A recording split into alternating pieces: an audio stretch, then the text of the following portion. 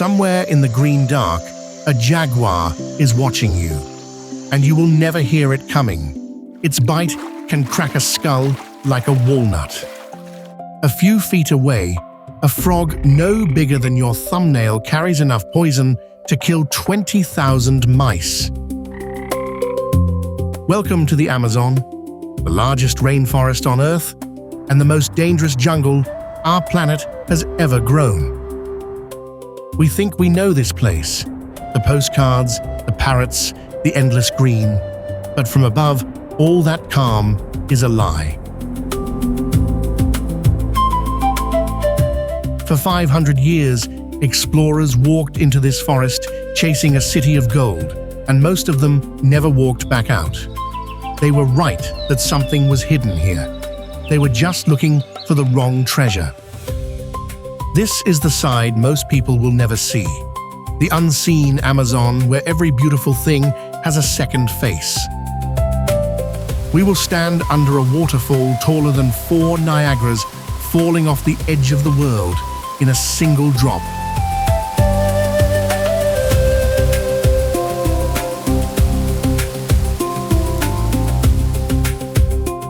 We will meet a frog you can see straight through its heart beating in plain sight. And under the roots and the rot, we will find something that should not be here at all, the outline of a lost city that once held millions. Stay close and tap subscribe. Out here, the ones who wander off are the ones who don't come back.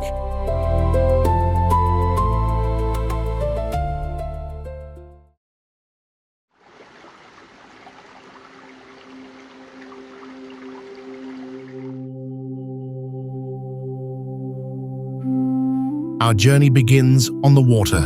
From the air, you can see it before anyone can explain it. A line. A hard, clean line running straight down the middle of the river, dark on one side, pale gold on the other, stretching for miles, as if someone painted 2 rivers and forgot to blend them.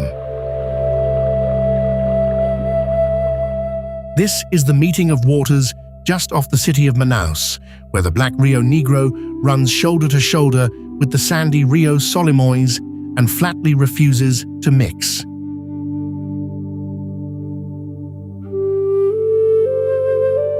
For almost 4 miles, they stay apart, and the reason is a quiet kind of strange. The Negro is warm, slow, and dark as steeped tea, drifting along near 82 degrees. The Solimões is colder, heavier, and far faster, charging down from the Andes at 3 times the speed, loaded with pale mountain silt. 2 temperatures, 2 speeds, 2 weights. They touch for miles before the Amazon finally forces them into one. You can see that line from space, and it is only the first rule this forest is about to break in front of us.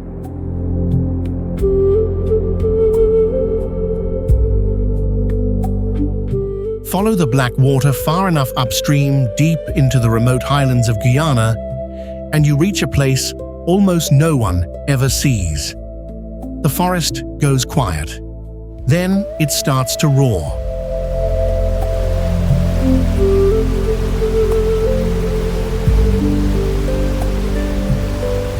Out of nowhere, the Pataro River runs clean off the edge of the world. At Kayatua Falls, an entire river throws itself over a single cliff and drops more than 740 feet in one unbroken plunge, close to 5 times the height of Niagara.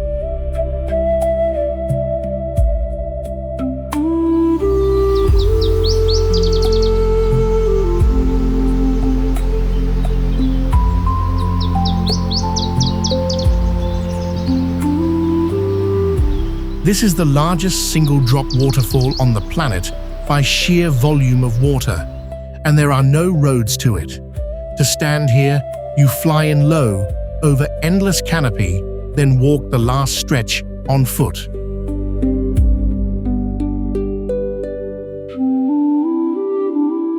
The spray never stops rising. It hangs in the air, as permanent mist, and inside that mist, small swifts fold their wings and rocket straight through the falling water to reach their nests hidden behind the curtain.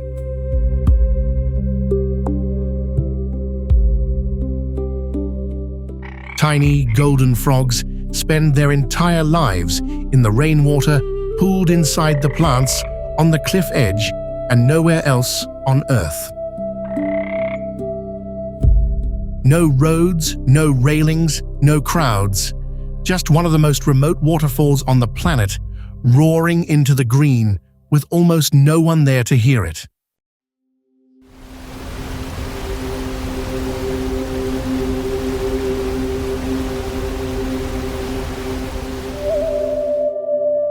All of this water has to come from somewhere, and the answer is one of the strangest things this forest does. The Amazon makes its own rain.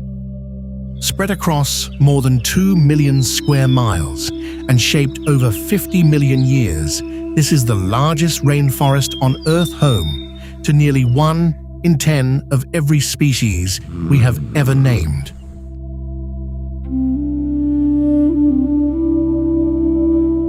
Its 400 billion trees breathe out around 20 billion tons of water every single day. That is more water than the Amazon River pours into the Atlantic in the same time. It lifts off the leaves as invisible vapor gathers into vast streams in the sky and drifts across the continent as what scientists call flying rivers. The forest waters itself. When those rains finally fall, the world down here changes completely. Rivers climb their banks and push deep into the trees, and the land can disappear under 30 feet of water or more. For months, fish swim where birds once nested, feeding among the crowns of drowned trees. It turns into the loudest season of the year, millions of frogs and birds all calling at once.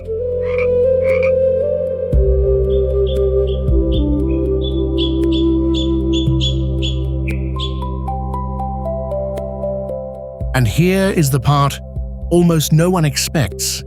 Some of the dust that keeps this green world alive blows in from the Sahara Desert more than 3,000 miles away. Tens of millions of tons of it cross the Atlantic each year, carrying just enough to replace what the floods wash away. The greenest place on Earth is fed, in part, by one of the driest. Nothing here lives alone.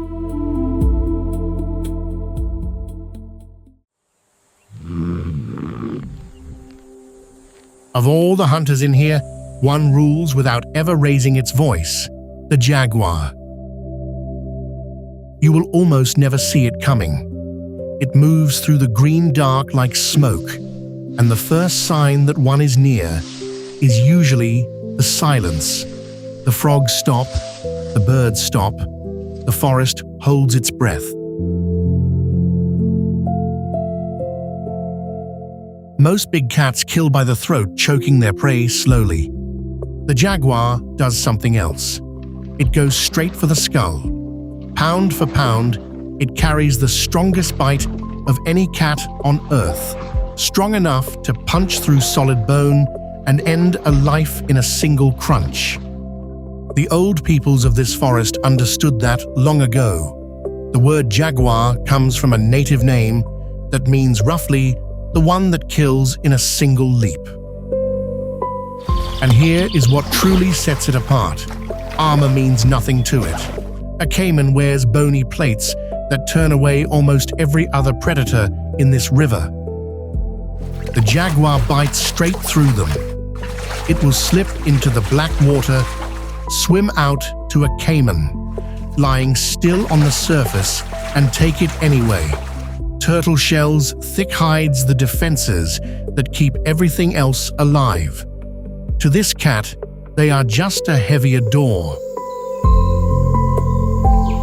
It hunts from the trees, it hunts from the water. It can haul prey 3 times its own weight up a trunk and vanish with it into the canopy.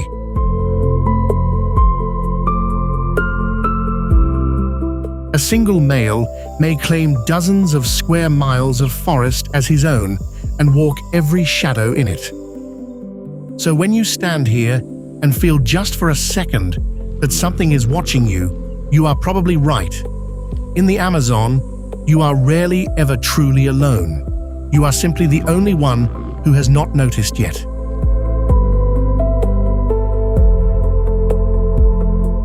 Now look up. The canopy has a killer of its own, and it strikes from above. The harpy eagle is the most powerful bird of prey on the planet, and almost no one ever sees one in the wild. It waits. It can sit on a single branch for hours still, as a carving a disc of feathers around its face, funneling sound the way an owl's does, listening for the smallest movement in the leaves below. Then it drops. Its rear talons reach close to 5 inches long, the same size as the claws of a grizzly bear, and they close with enough force to crush bone.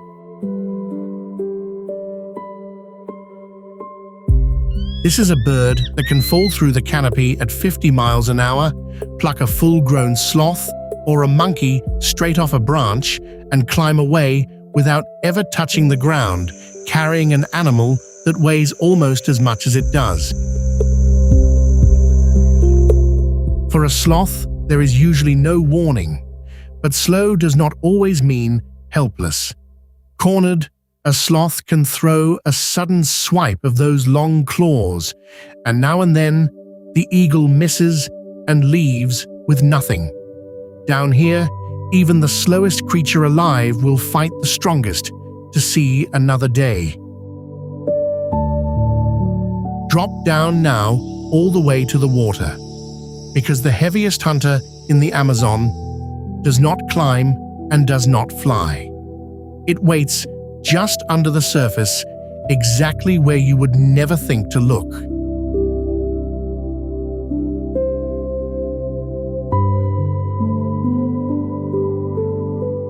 The green anaconda is the heaviest snake on Earth.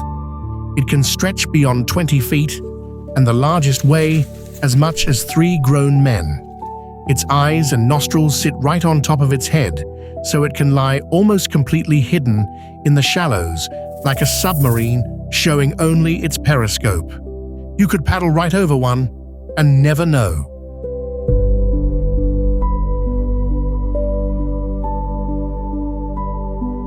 It is not venomous. It does not need to be. When an animal comes to drink, the anaconda strikes, sinks in its teeth, and throws its whole body into a coil.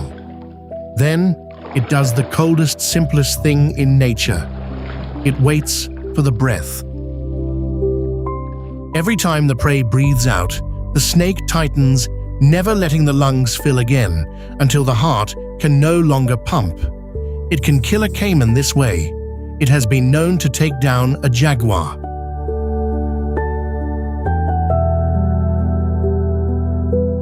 The strangest sight comes in breeding season, when a single huge female is found wrapped by a dozen smaller males, at once a slow-living knot that holds for weeks. And when it is over, she sometimes eats the smallest of them. Out here, even romance keeps a body count.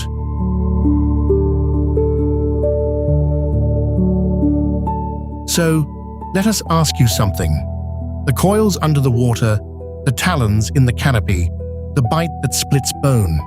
Would you still step off the boat and walk in? If you are still with us, do us one small favor and tap subscribe. Because some of the deadliest things in this forest are not the giants at all. They are the ones you could hold in the palm of your hand.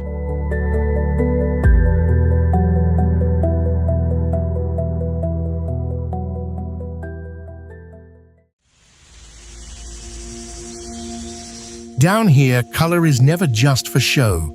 It is a language, and most of us never learn to read it. This is one of the most biodiverse places on Earth, a forest holding more living things than anywhere else on the planet, and they are all speaking to each other in color. Every shade carries a meaning. Green is the language of hiding. A green snake, a green frog, a green lizard can press itself flat against a leaf and simply stop existing to your eyes. Red is the language of wanting. It pulls at the eye it calls. In birds and mates it says, "Come closer." And then there are the colors that look like a celebration, but are actually a threat. Electric blue, burning orange, gold. In most of the world, an animal that is easy to spot is an animal that gets eaten. Here, some of the deadliest creatures do the exact opposite. They wear the loudest colors they own and sit right out in the open, almost daring you to come near, because they have nothing left to fear.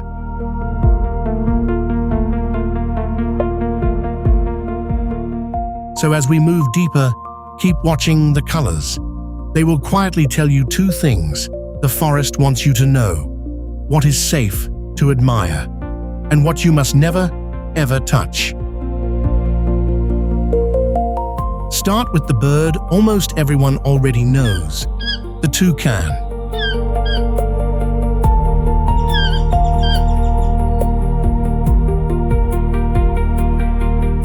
That bill looks almost like a joke, longer than the rest of its head, splashed in colors so bright they seem painted on.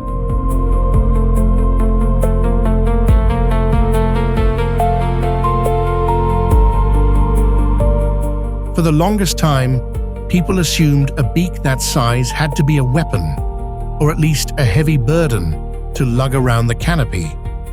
It is neither.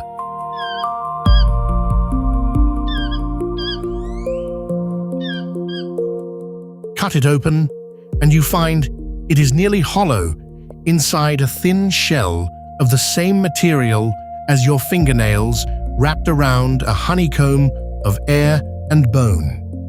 It weighs almost nothing. And it does something no one expected for years. It works as a radiator. The bill is threaded with blood vessels, and the toucan can flood warm blood into it to throw off body heat, then pull that blood back when the night air turns cool.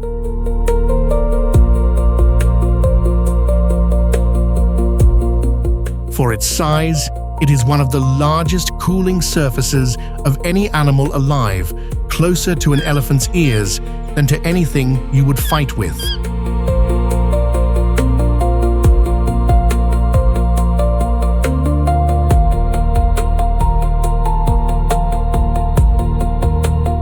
So the loudest beak in the forest was never built for battle. It is for reaching fruit, turning heads, and staying cool.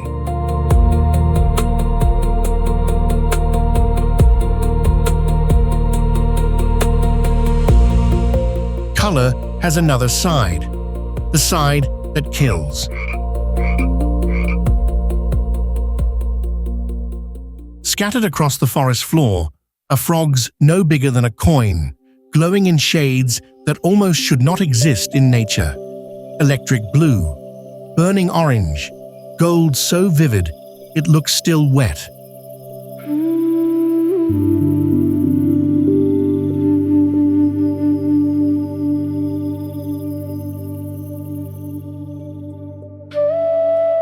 They do not hide.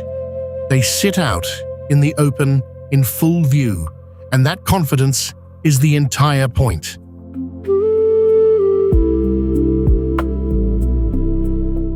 Those colors are a warning label, and nearly every hunter in the Amazon has learned to read it. These are the poison dart frogs. The deadliest of the whole family is the golden poison frog, and the facts around it barely sound real.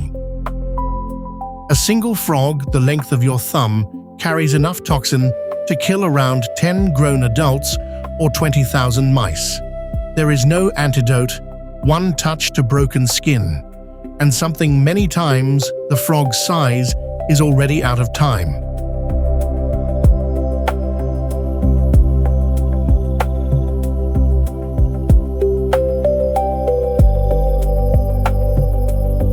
Here is the part that catches everyone off guard. They are not born dangerous at all. These frogs build their poison from what they eat in the wild, tiny ants and beetles loaded with their own toxins. Raise the very same frog in captivity on a clean diet, and it grows up completely harmless. The poison is borrowed drop by drop from the forest itself.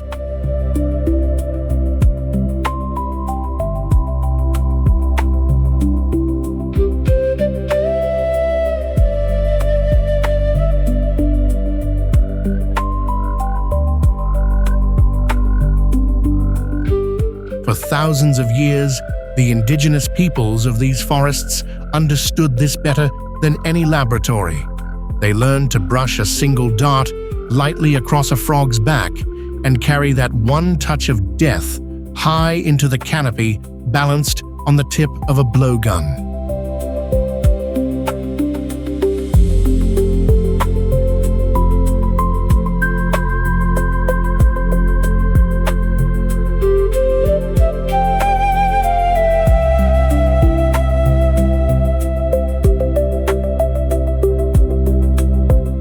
Not every small creature here wants to be seen.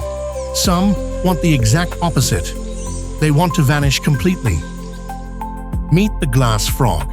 It is barely the size of a coin, and it carries a trick that sounds like science fiction.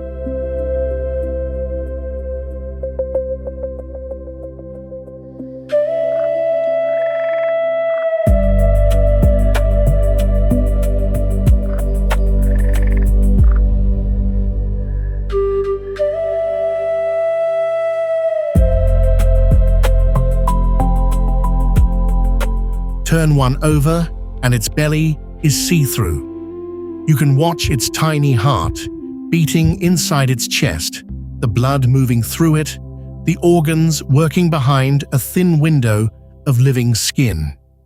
It is one of the only animals on land that can turn itself this transparent.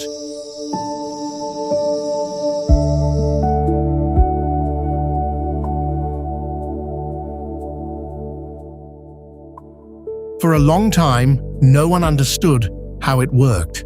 The answer arrived only recently, and it is genuinely strange. To disappear, a sleeping glass frog hides almost all of its own red blood, the very thing that would give it away, tucking it out of sight inside its body. With the red gone, the rest of the frog turns clear and melts into the green of the leaf, until a hunter's eye slides right over it.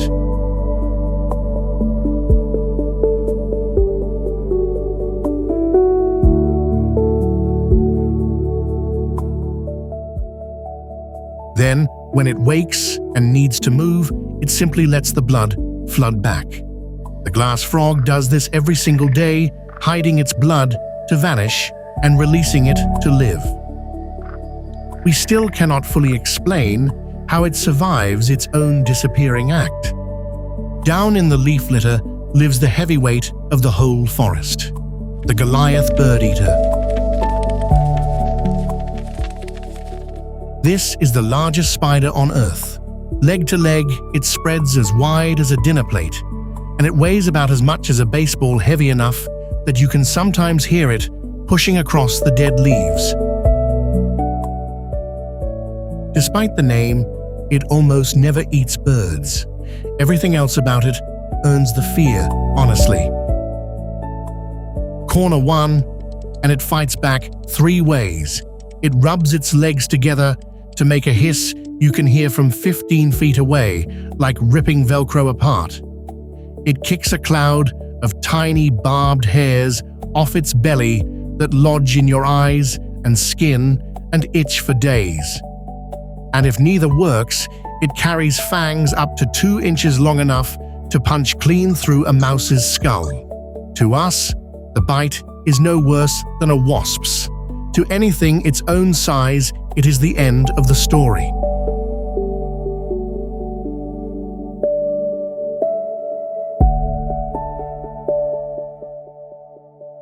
And yet even this giant has a nightmare of its own. It arrives in metallic blue with burning orange wings, a fraction of the spider's size. The tarantula hawk wasp hunts these spiders on purpose. Its sting does not kill. It paralyzes.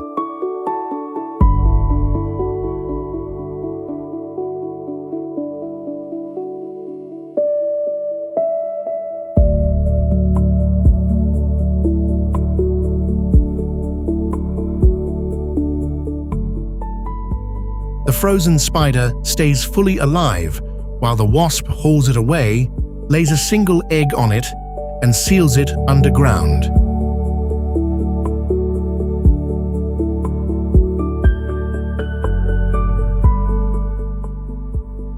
When the egg hatches, the young wasp eats the spider slowly from the inside out, saving the vital organs for last, so the meal stays fresh as long as possible.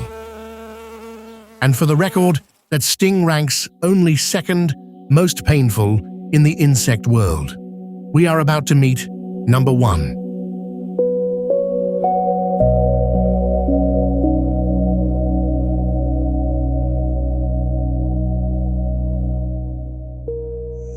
So far, everything deadly in here has kept its distance. This next one does not. This one might come looking for you.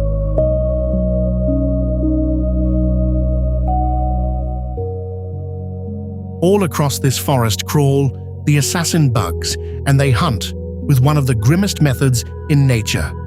An assassin bug stabs its prey with a sharp beak, pumps in a saliva that turns the insides to liquid, then drinks the body dry from within.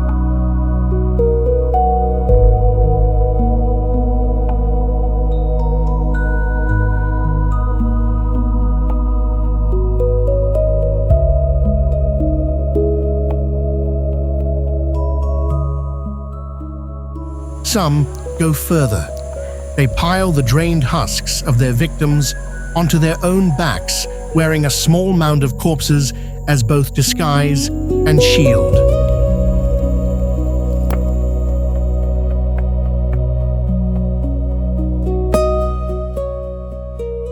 But one member of this family threatens us in a far quieter way.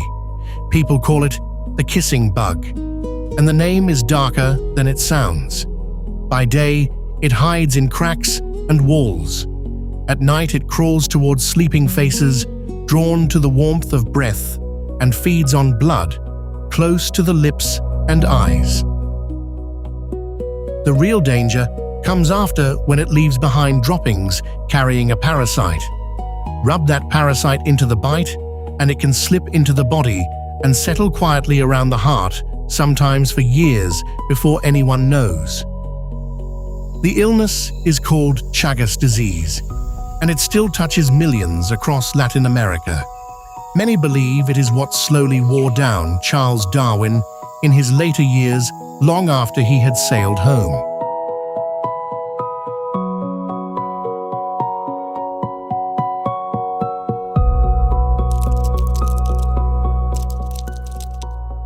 So the smallest hunter in the forest may be the one to fear the most. It does not need to be strong. It does not need to be fast.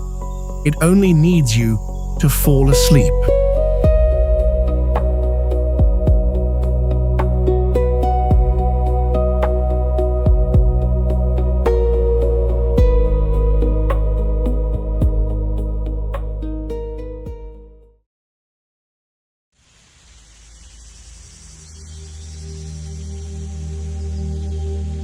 Remember that second most painful sting in the world. Now we meet the one that holds first place, the bullet ant. The name is a warning. People who have been stung say it feels exactly like being shot, a wave of electric pain that can roll on for hours, sometimes through an entire day, long after the ant is gone.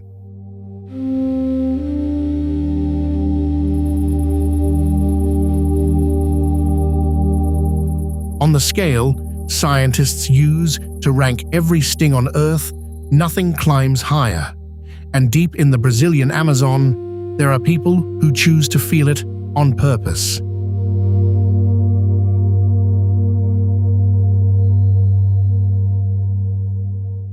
They are the Sataremawe.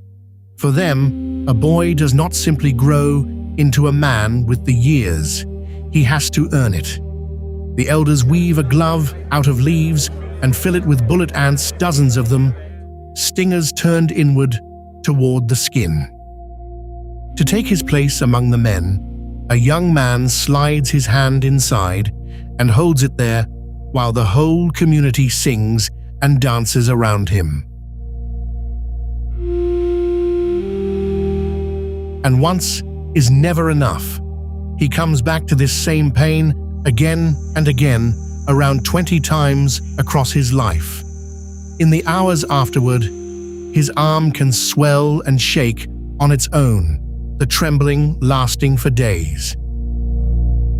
When outsiders ask why, the answer is not the one you expect. It was never about proving he can take the pain. It is about proving he can carry something far heavier than himself. The weight of a family, a people, a stretch of forest that leans on him. As one of their leaders put it, a life with no suffering in it teaches you nothing at all. So while most of us spend our lives running from pain, here is a place that walks straight into it on purpose and quietly calls it growing up.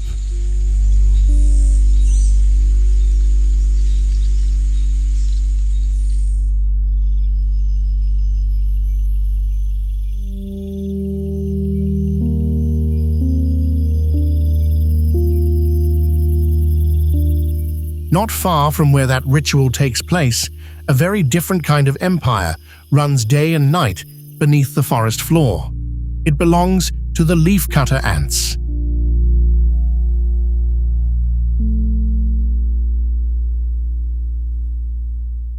Watch a trail of them, and you would swear the forest itself was moving. Thousands of ants march in long green rivers, each one holding a piece of leaf far bigger than its own body above its head. A single ant can lift around 50 times its own weight, a little like you, sprinting down the street with a small car clamped in your teeth. Together, they can strip an entire tree bare in a single day.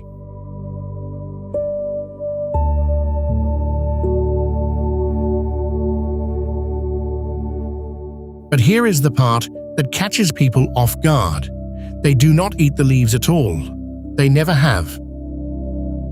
They haul all that greenery down into the dark to feed a fungus, a living crop they grow and tend, and it is the fungus, not the leaf, that feeds the colony. These ants invented farming millions of years before we did. Below your feet, a single nest can spread wider than a house and reach deep into the earth, a maze of thousands of chambers holding millions of ants with tunnels shaped to draw fresh air down through the whole city. Every ant has its job.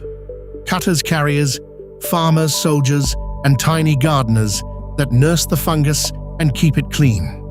It is one of the largest, most organized societies anywhere on the planet.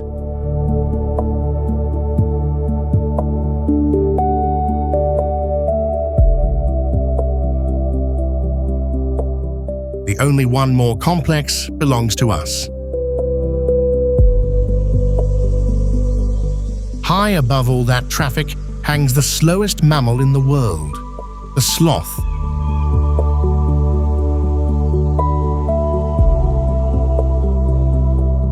It moves so little that it can look almost lazy, drifting through the canopy at a pace that would embarrass a snail. But the slowness is not laziness. It is a disguise.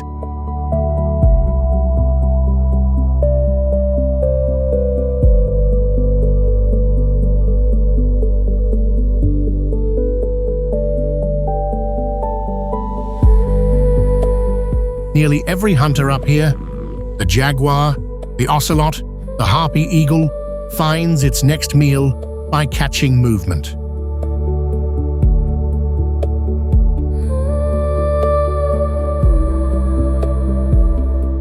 A sloth that barely moves, barely registers at all. It even grows its own camouflage. Green algae take root in its shaggy fur and tint the whole animal the exact shade of the leaves around it, turning the sloth into a slow walking garden that scientists now study for compounds that might one day fight disease. So a sloth can pass almost its entire life safe and unseen in the treetops. Almost. Because roughly once a week, it does something that makes no sense at all for an animal this defenseless. It climbs the whole way down to the ground to relieve itself. Down on the forest floor, slow stops being a gift and turns into a sentence. There is nowhere to hide and no way to run. More than half of all sloth deaths happen in these few exposed minutes near the ground, the single most dangerous thing a sloth ever does. And still, week after week, it makes the long climb down anyway. We are not entirely sure why. That is one secret the sloth has kept to itself.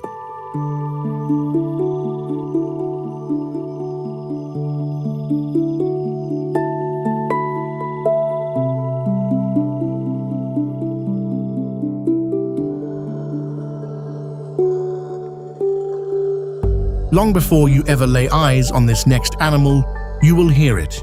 You might even feel it in your chest first.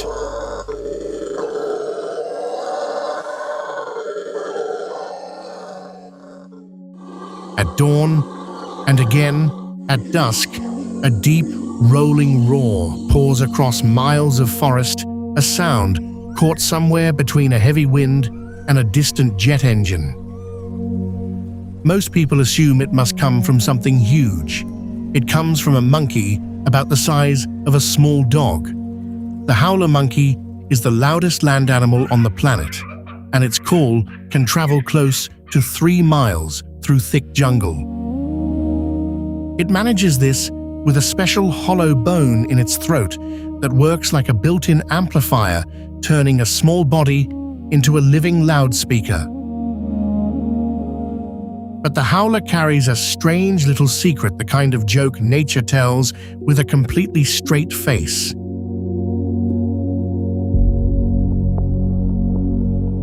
Researchers compared these monkeys across South America and found a clear trade-off. The males with the deepest, most thunderous voices tend to have the smallest testicles.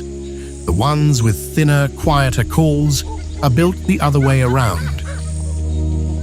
A male seems to pour everything into one or the other, the big voice or the big body, and rarely gets both. So that earth-shaking roar sweeping over the treetops at sunrise is in a way a bluff. The loudest males in the forest may be the ones with the least to back it up.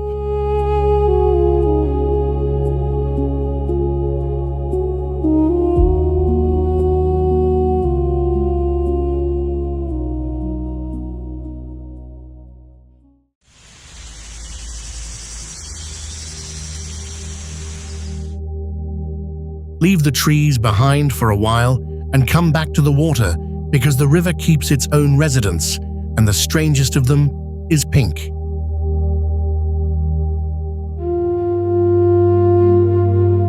Glide along these rivers at the right moment, and you might catch a flash of rose-colored skin breaking the surface.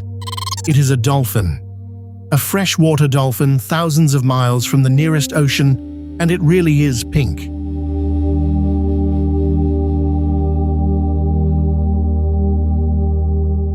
The boto is born a dull gray and slowly turns pink as it ages, the color rising from old scars and from blood vessels sitting close beneath the skin.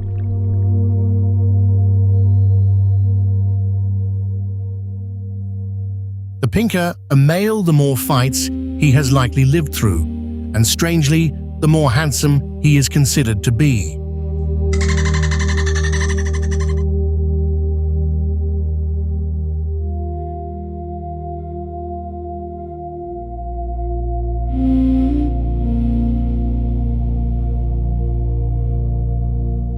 This is not an ocean dolphin lost in the wrong place. It is built for a drowned forest. Its neck is not locked stiff like other dolphins, so it can turn its head and thread its whole body between sunken trunks and branches, hunting through the flooded woods where no sea creature could ever follow. Most of the time, it moves alone, slipping through the dark water by itself.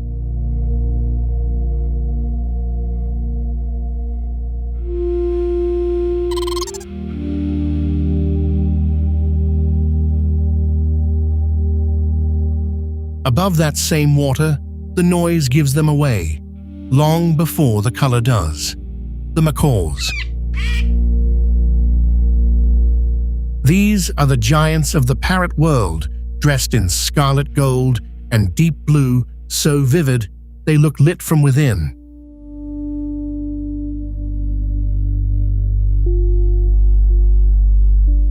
That big curved bill is no decoration. It is one of the most powerful in the bird kingdom, able to crack nuts and seeds nothing else here can open, then dig out the center with a thick, muscular tongue. But the strangest thing macaws do happens down at the water's edge. On certain bare riverbanks, hundreds of them pile onto exposed walls of clay at once and begin to eat the dirt. For years, scientists assumed the clay worked like a medicine, soaking up the natural poisons in the unripe fruit and seeds these birds swallow. More recent work points somewhere simpler toward salt. Out here in the western reaches of the forest, far from any ocean, the land runs low on sodium, and these clay banks may be one of the few places to find it. The debate is still open.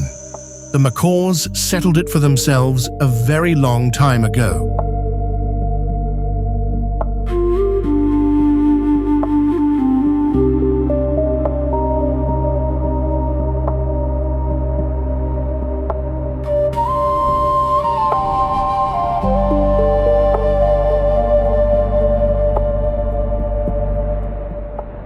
Meet the capybara, the largest rodent on the planet, more or less a guinea pig scaled up to the size of a big dog.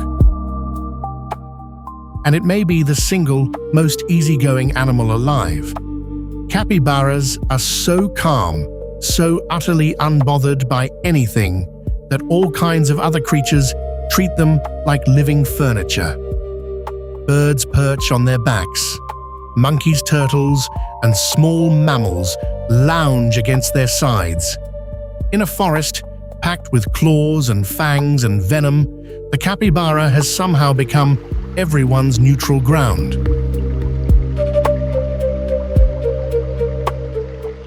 It is also built for the water.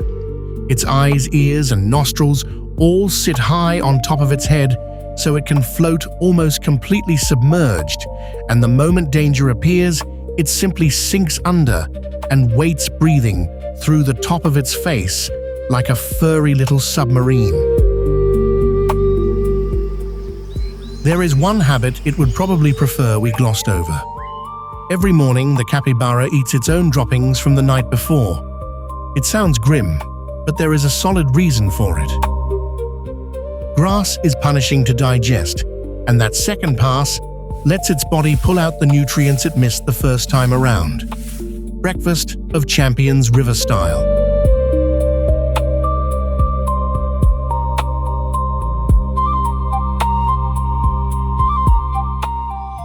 Back on the ground, one animal turned eating ants into an art form, the giant anteater. It has no teeth at all. What it has instead is a tongue, almost 2 feet long, anchored down near its breastbone, that whips in and out close to 3 times a second. It tears open a nest with heavy claws, drops that sticky rope inside, and pulls insects out by the thousand. In a single day, one anteater can eat around 30,000 ants and termites. It never lingers. A minute at each nest, then on it goes before the colony can fight back. And watch how it walks. Those front claws are so long and so valuable that it curls them up and walks on its knuckles to keep them sharp. Harmless as it looks, a cornered anteater can rear up and slash hard enough to drive off a jaguar. Even the gentlest thing out here is armed.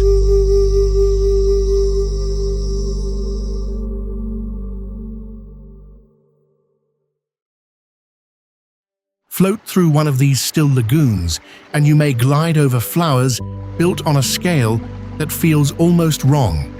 The giant water lily.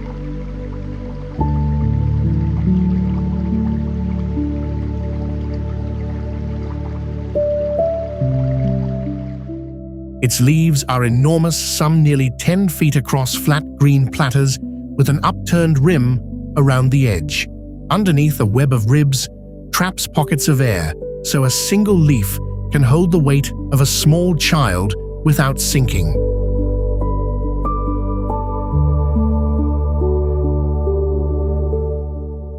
But the real strangeness is the flower, and it only reveals itself after dark.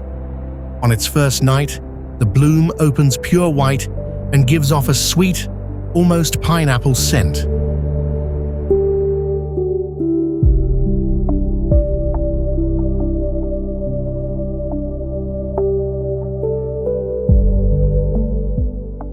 Then it does something plants are not supposed to do. It heats itself up, turning warm, to lure beetles in out of the cool night air. Then it shuts. It closes around the beetles and holds them prisoner through the entire next day. By the following night, the flower opens again, but it has changed.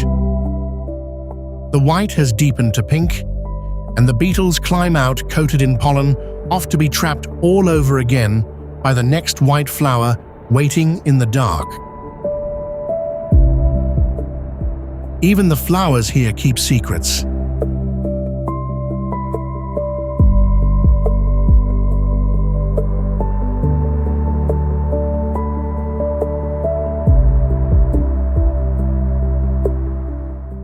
And then deep in the rainforest, the Amazon does the last thing anyone expects.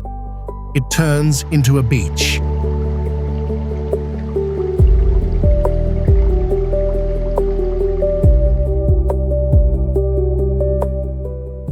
Along the Tapajos River sits a village called Alto do Chão, and the water here looks nothing like the muddy brown current most people picture. This river runs clear and blue-green over sand so fine and white that locals call this place the Caribbean of the Amazon.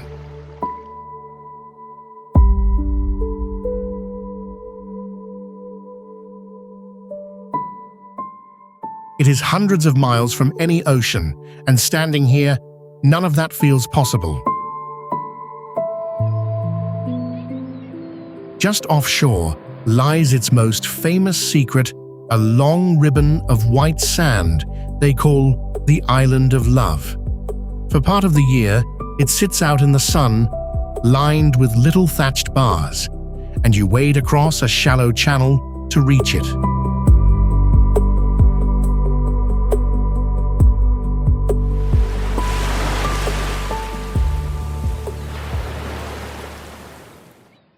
Then the rains arrive, the river climbs, and the whole island simply disappears underwater as if it had never existed. Months later, the water falls again, and the island quietly rises back into the light.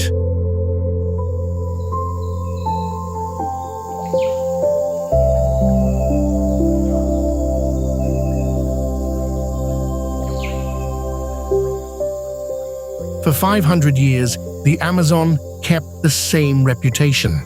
A green wilderness so wild and so endless that any human story here had to be a small one. Explorers came searching for a lost city of gold, El Dorado, and the jungle swallowed them whole. One of the most famous, Colonel Percy Fawcett, walked into this forest in 1925, chasing a city he simply called Zed. He was never seen again.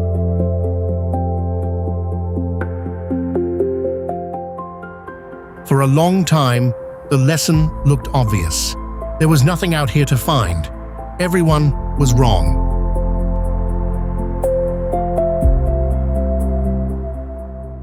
In just the last few years, aircraft have flown over the canopy, firing lasers that slip between the leaves and let scientists peel the trees away on a screen. And what appeared underneath stopped them cold.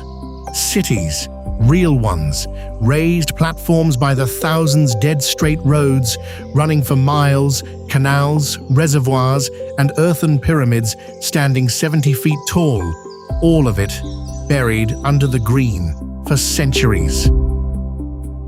In Bolivia, an entire culture of garden cities. In Ecuador, a whole valley of settlements, 2,000 years old, older than almost anything else ever found here. And in the soil itself, the final proof. Across an area nearly twice the size of Ireland lies Terra Preta, a rich black earth that does not form in nature. People made it by hand over generations. The Amazon was never an empty wilderness. It was a garden home to millions of people. And when those people were gone, the forest simply rose back over everything they had built and kept the secret. If that sent a chill down your spine, you are not the only one. We have spent this whole journey thinking of the Amazon as a place we were exploring. It might be closer to the truth to say it was watching us the entire time.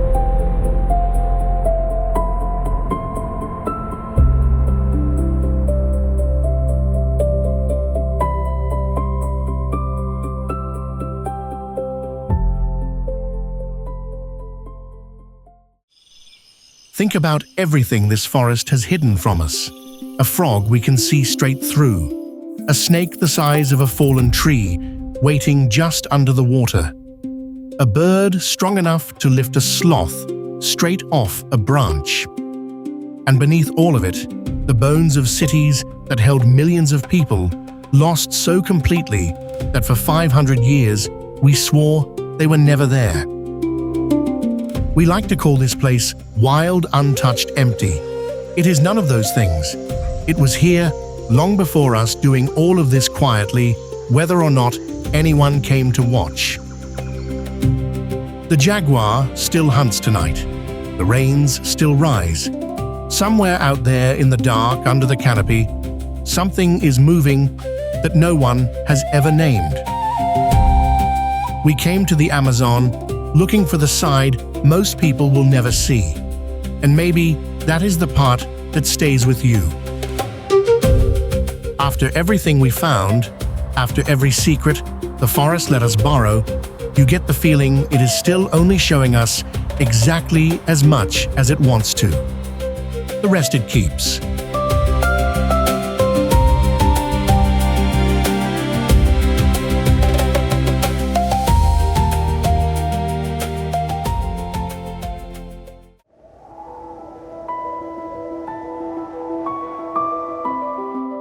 Your breath can freeze before it leaves your mouth, and that is the gentlest welcome this place offers. Somewhere else, a man walks into a mountain for 30 days with no pay, gambling his lungs on a single load of rock he is allowed to carry out on the 31st. Now, look at this photograph. A house in the trees, almost 150 feet above the jungle floor. No scaffolding, no safety net. You have seen it before. What you were never told is that most of those houses were built for the camera, and the real story was hiding on the ground the whole time. These are the most impossible places to live on Earth, the hidden lives no documentary ever shows you. And every one of them hides a truth like that, each stranger than the last.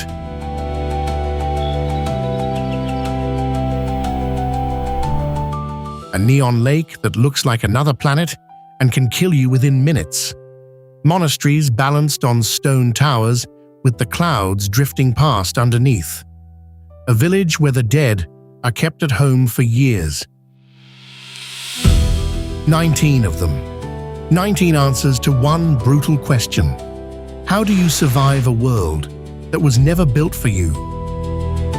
Stay to the end, because the most isolated place of all is saving its strangest secret for last. And if one of them stops you cold, tell us which in the comments.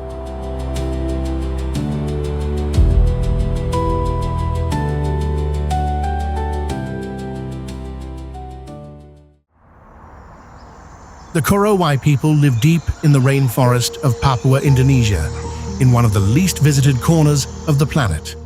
One image made them famous around the world: a single house built into the crown of a tree, almost 150 feet above the jungle floor, higher than a 10-story building, with no scaffolding and no safety net.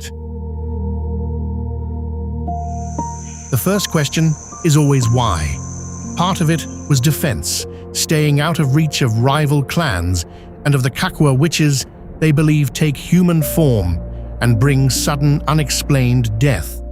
But the deeper reason was survival. Down on the jungle floor, mosquitoes carry fever and malaria. Climb high enough, and much of that danger falls away. For the Korowai height was never a view. It was medicine.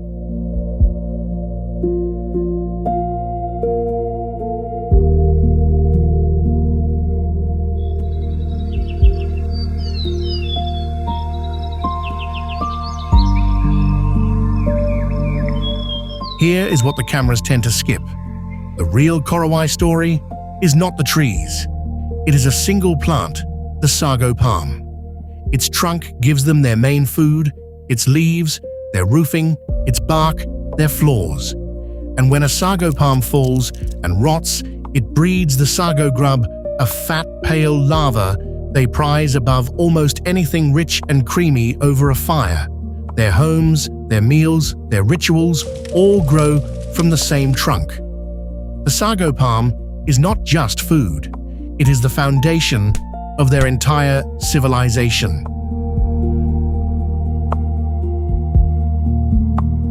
And those towering tree houses, many of the tallest ones you have seen on television, were built for film crews who paid for them. Most Korowai today live much closer to the ground.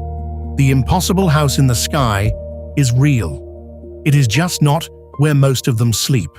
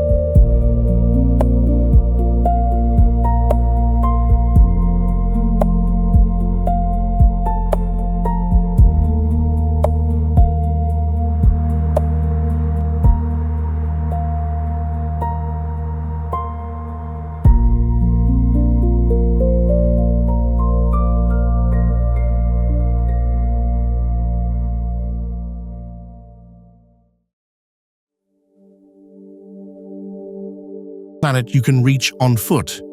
The land sits around 410 feet below sea level, one of the lowest and hottest places on Earth, where daytime heat pushes past 120 degrees Fahrenheit.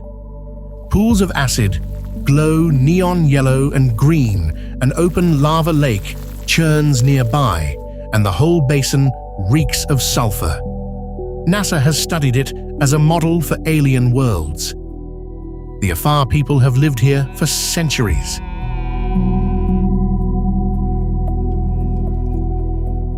The same heat that kills also pays. As shallow water evaporates off the flats, it leaves behind sheets of pure salt. Day after day, Afar men lead long camel caravans across the blinding pan to cut it by hand, carve it into blocks called a mola, and haul it up to the highland markets. Until the 20th century, those blocks were the official currency of Ethiopia. Out on the hottest ground in Africa, the Afar were mining money.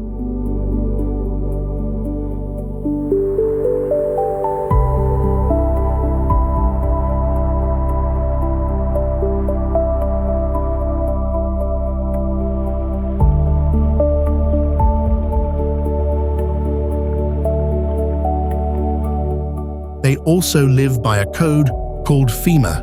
Arrive in their territory as a guest, and they are bound to share their water with you, feed you, and protect you with their lives.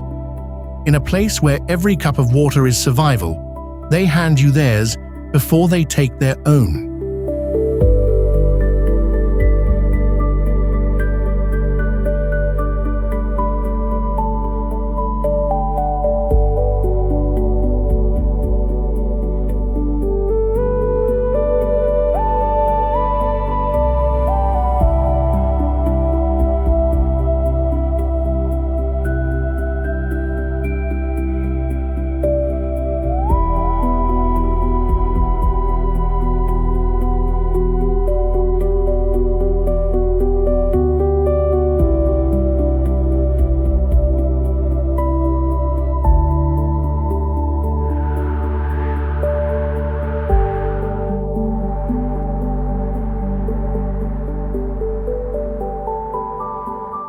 Rising from the plain of Thessaly in central Greece is a forest of stone sandstone pillars, some close to 1,300 feet tall, carved by millions of years of erosion.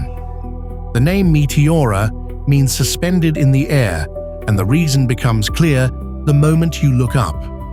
Balanced on those summits are monasteries, real working ones, with chapels and libraries and gardens perched so high that clouds sometimes drift past below them.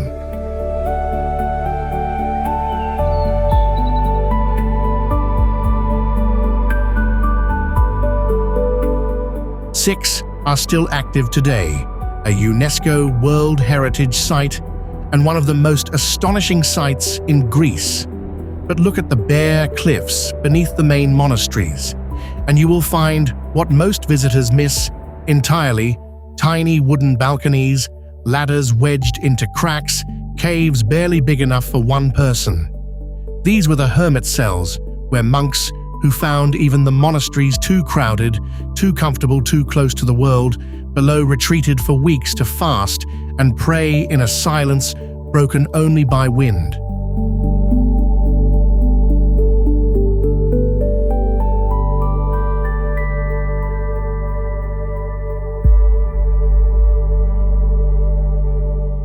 And there is the question of how anyone reached the top at all. Until the 1920s, there were no stairs. The only way up was to climb into a rope net and be hauled hundreds of feet into the air by a hand-cranked winch. Food, stone, and people all rose the same way. Visitors used to ask the monks how often they changed the ropes. The answer: never changed, only when the Lord lets them break.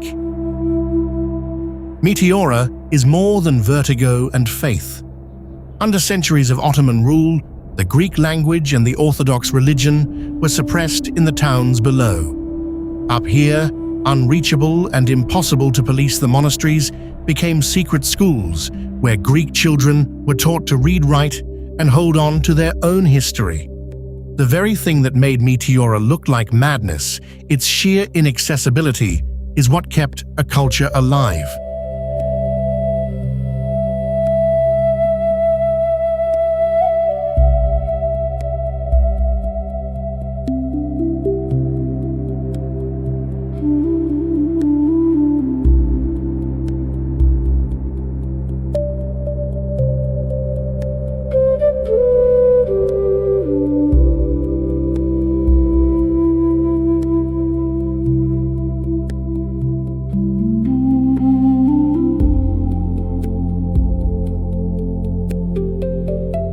La Rinconada sits high in the Peruvian Andes, more than 16,000 feet above sea level, the highest permanent human settlement on Earth.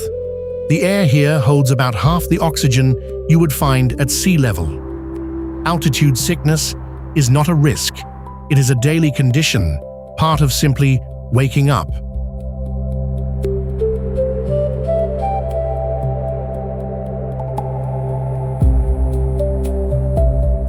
People do not climb this high for the view. They come for gold.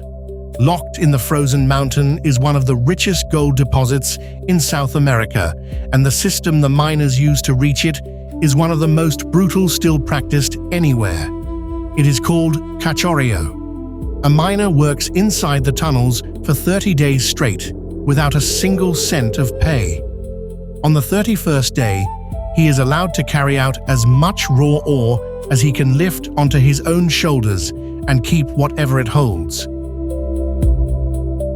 It might be enough gold to change his life. It might be worthless rock. He will not know until he breaks it open. Every month is a gamble, and the mountain always holds the odds. The women of La Rinconada are barred from the shafts, entirely kept out by an old belief that a woman underground will make the gold vanish. So they work the frozen slopes outside the Niagaras, sifting the discarded rock by hand in the cold for any fleck the men left behind.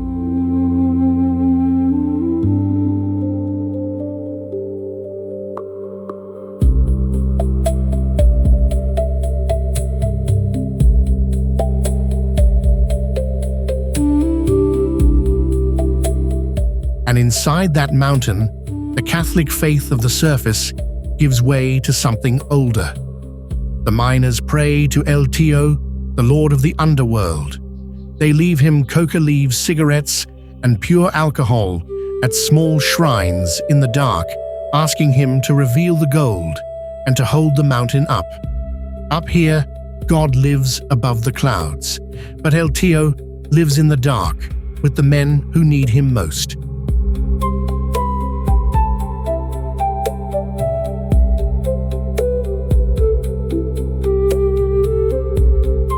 If the hidden and the strange are what keep you watching, take a second to subscribe and turn on notifications. Chasing places like this is all we do.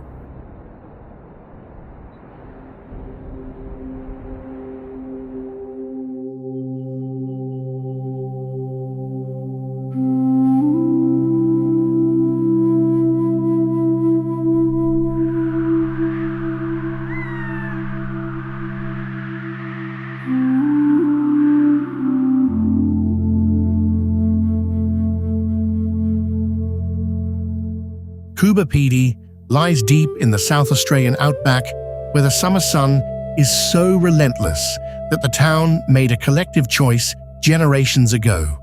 It would stop living above the ground.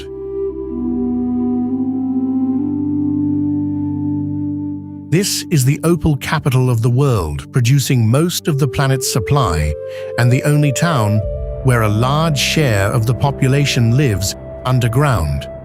Not in caves, but in dugouts homes, hand-carved straight into the sandstone hills.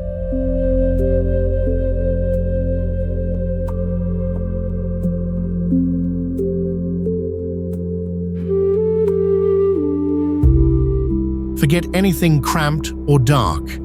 The sandstone is a remarkable natural insulator.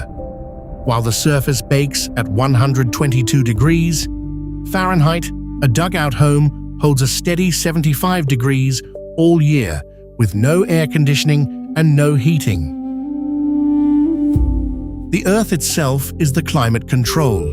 Some of these homes are extraordinary, with high arch ceilings, open living rooms, even underground pools and wine cellars. There is an underground hotel, an underground church, and an underground gallery. Need another bedroom. People rent a tunneling machine and carve one into the wall. And here is the part found nowhere else on Earth. Sometimes mid-renovation, they cut into opal in the wall, and the new room pays for itself.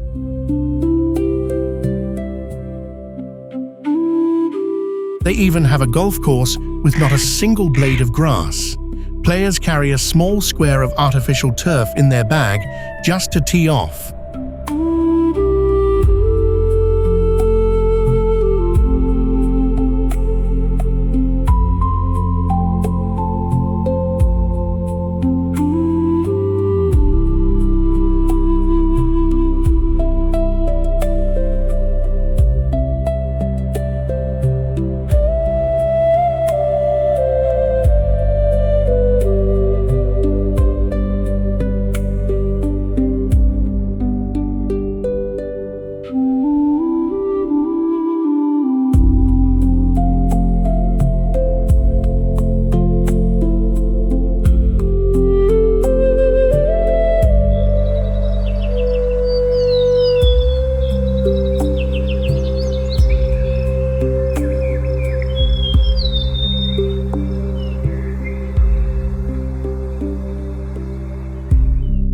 Mawson Ram, a village in the Meghalaya hills of northeastern India, holds the Guinness record as the wettest place on Earth, with close to 40 feet of rain in an average year, about 10 times what falls on New York.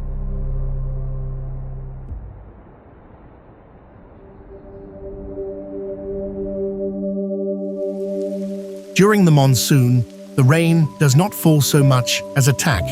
Driven by winds so strong, an ordinary umbrella is torn inside out within seconds of stepping outside.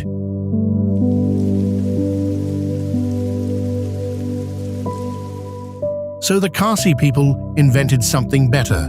The Nup, a large shield shaped like a turtle shell, woven from bamboo and dried grass. Worn over the head and back, it sheds the wind and covers the whole upper body, and because it rests on the body instead of the hand, both hands stay free. A farmer can plant rice in a downpour with nothing held overhead at all.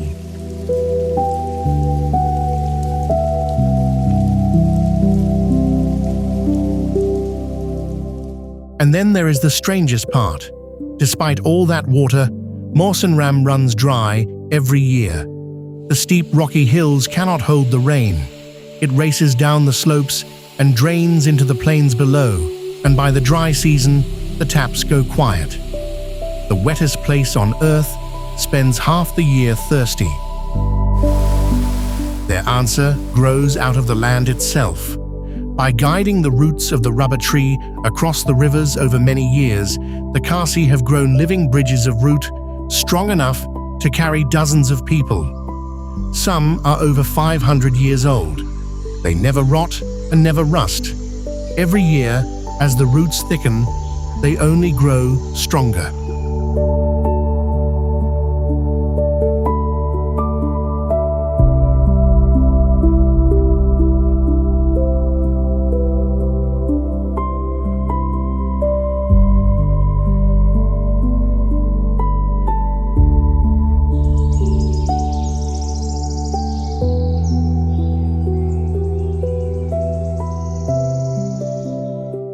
Lalibela, in the highlands of Ethiopia, is one of the most sacred pilgrimage sites on Earth, and one of the strangest things ever shaped by human hands.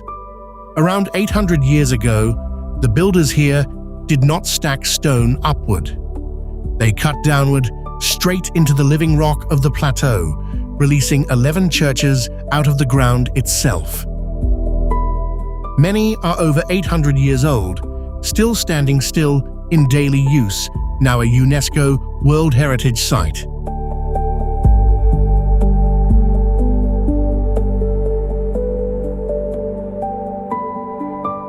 What a photograph cannot show you is what it feels like to move between them. The 11 churches are linked by a maze of tunnels and trenches carved through the rock. Some are wide enough for 2 people, others narrow to the width of a single body. The most famous runs in complete darkness, no light at all. You feel the walls with your hands and move forward by touch and faith alone. That tunnel is meant to be the passage through hell, and when you step out into the light of the church on the far side, you have symbolically arrived in heaven.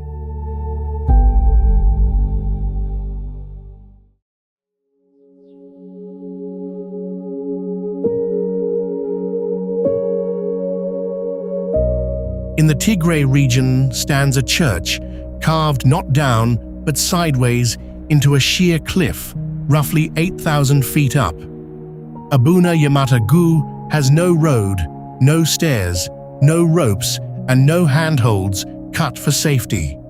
The final approach crosses a narrow ledge above a drop of hundreds of feet.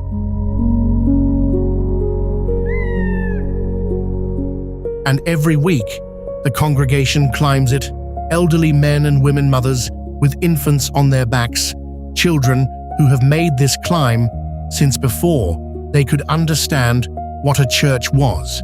They do it barefoot because you remove your shoes before sacred ground, and here the sacred ground begins at the base of the cliff.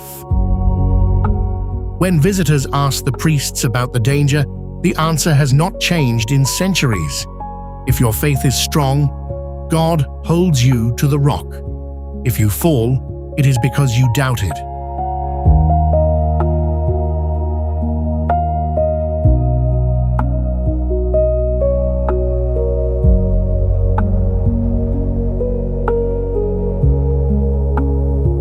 Oymyakon, in the Sakha Republic of northeastern Russia, is the coldest permanently inhabited place on Earth. Its name means roughly the water that never freezes after a thermal spring nearby that stays liquid through the depths of winter while everything around it turns hard as iron.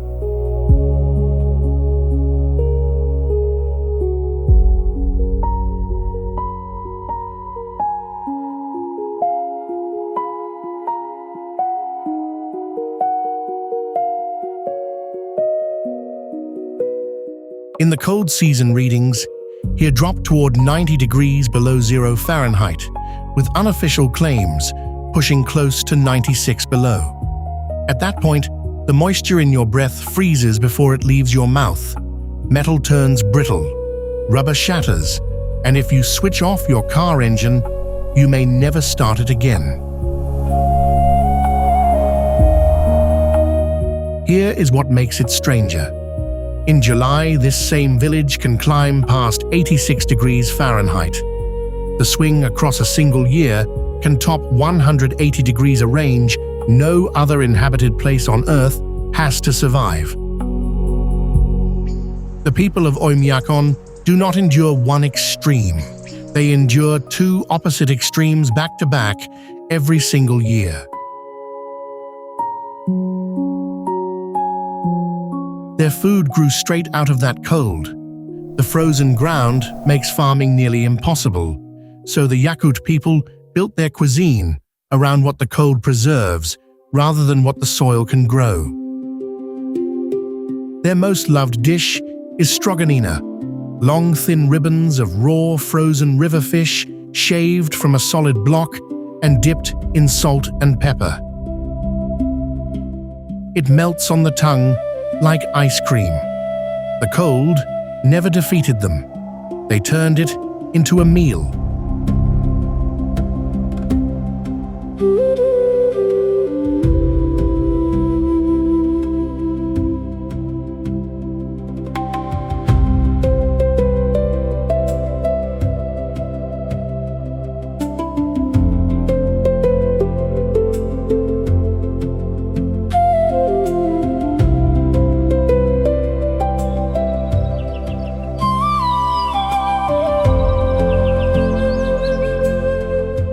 Tanah Toraja in the highlands of Sulawesi, Indonesia, is one of the most remote and unsettling places anyone still calls home.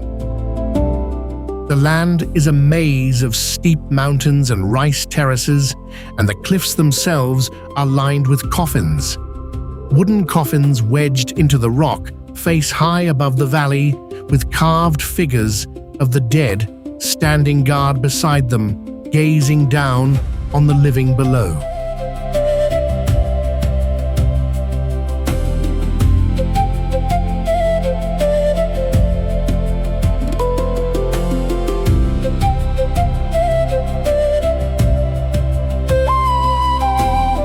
What makes Tanah Toraja stranger still is what happens before the cliff. When someone dies here, the body is often not buried for months, sometimes for years. It stays in the family home, cared for and spoken to, treated as a relative who is unwell rather than gone until the family can hold the great funeral the dead are owed. Only then is the coffin carried up and set into the rock. In Toraja, the line between the living and the dead is not a wall. It is a long, slow goodbye.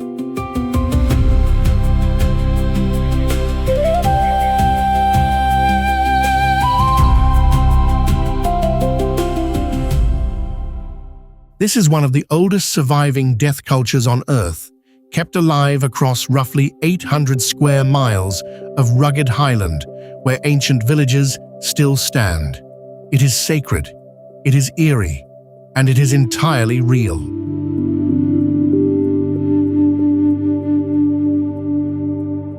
If places like this are the reason you are still here, drop a comment and tell us the one that unsettled you the most. We read every single one.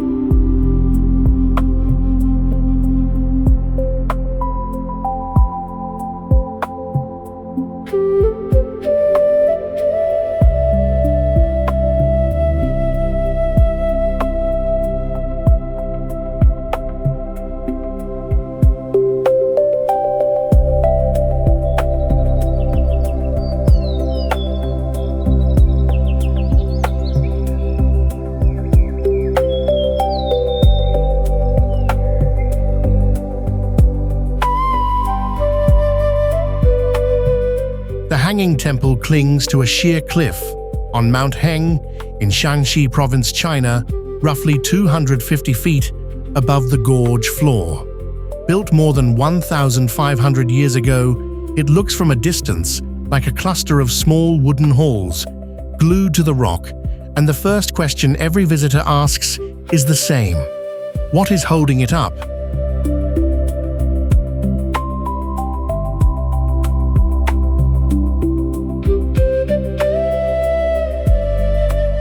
At a glance, the whole temple seems to rest on a row of thin wooden poles so slender they look as if a strong push would send the building into the valley.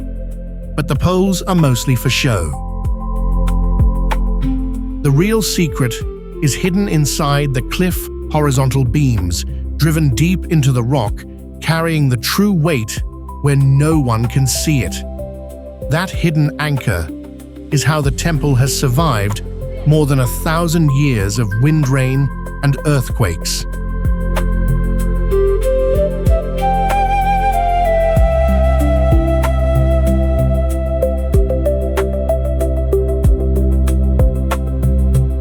There is one more thing that makes it unlike any other temple in China. It is the only one that brings all three of the country's great philosophies under a single roof: Buddhism, Taoism, and Confucianism together in one structure. Walk the narrow plank walkways suspended over the drop, and the thought arrives on its own. This may be the only temple in the world where simply looking down is enough to make you pray.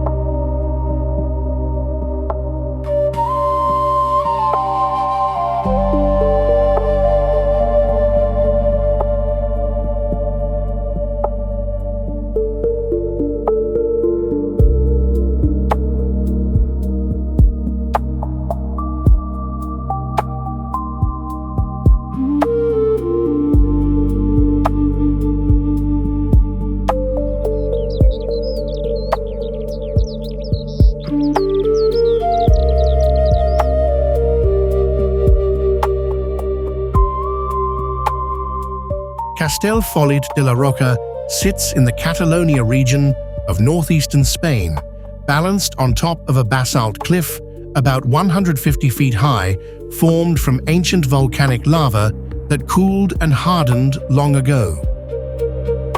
The whole village stretches barely half a mile along a razor-thin rock spine, and from a distance it looks like a great stone ship run aground on the edge of a precipice.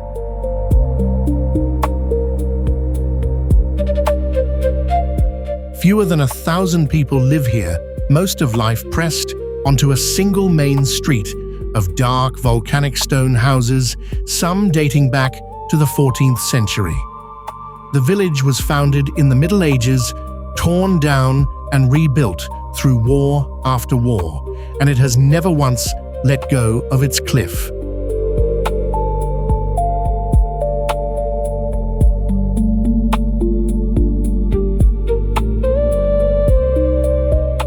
A step to one side brings you to a small bakery. A step to the other drops you straight into the abyss. The locals joke that the houses here are built not only of stone, but of the nerve of the people who live in them.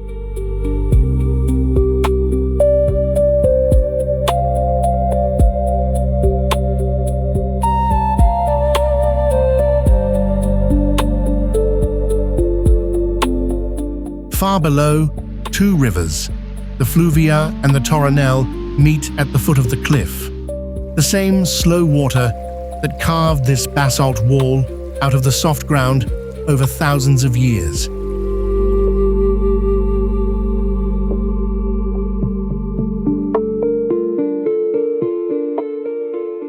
The whole village sits inside La Garrocha Natural Park, a landscape scattered with more than 40 dormant volcanoes, a reminder that the fire that made this rock is still sleeping all around it.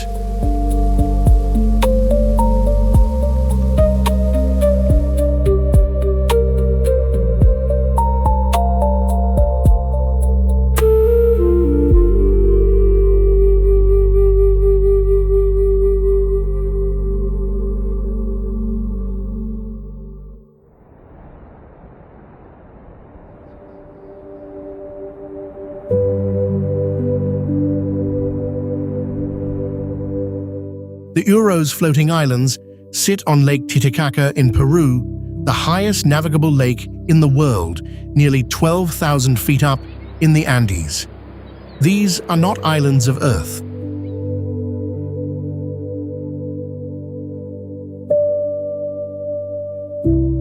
Each one is built entirely from totora reeds, layered and stacked until it floats on the open water, and the Uros people have lived this way for generations.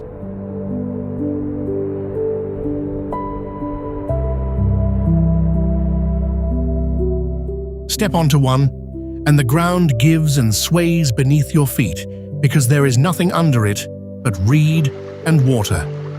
The foundation is several feet of bundled reed, and the lake is always trying to take it back. From below, the reeds slowly rot away, so fresh layers go on top over and over for as long as the island survives. Even then, a floating island lasts only 20 to 30 years before it has to be rebuilt from nothing.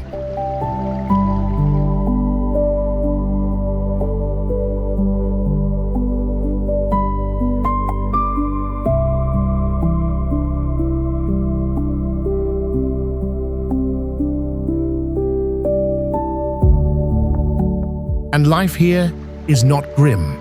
It is busy and in its own way content. The men cut and bind the reeds and keep the islands afloat.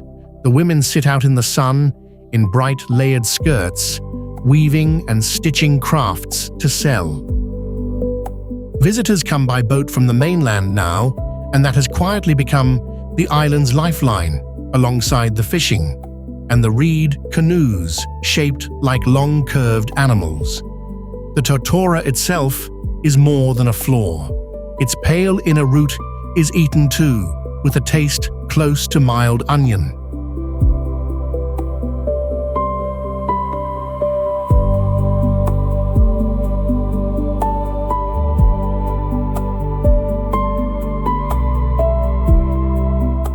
On Lake Titicaca, the same plant is the ground they stand on, the roof over their heads, and the food in their hands.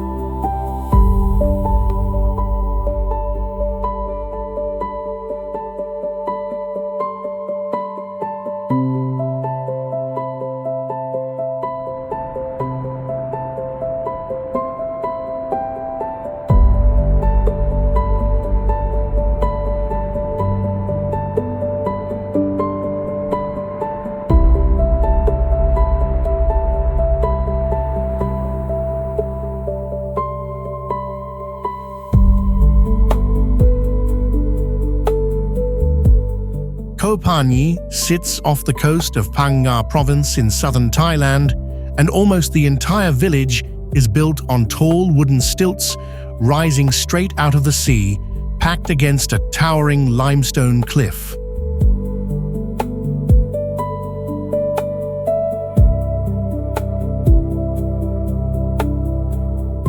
There is barely any solid land at all. Walk the narrow plank walkways between the houses, and the whole community of fishing life is happening on the water around you.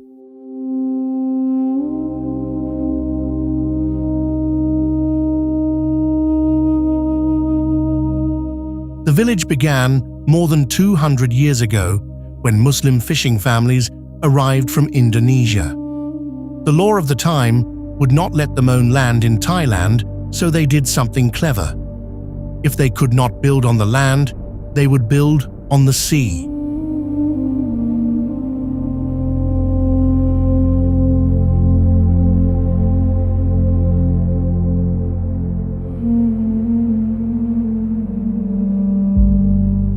Today, around 1,000 people live here, making their living from fishing trade, and the tourists who come to see a floating village that should not work and does.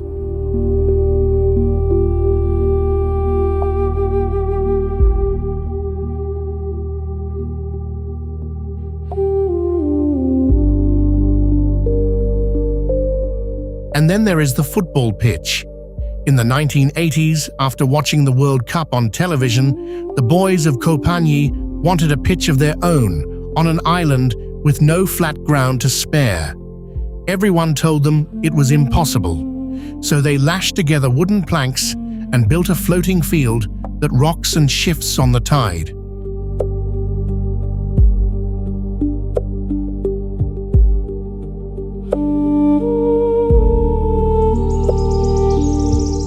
The team that grew up playing on it went on to become one of the strongest youth sides in southern Thailand. The kids who were told there was nowhere to play ended up beating the kids who had everything.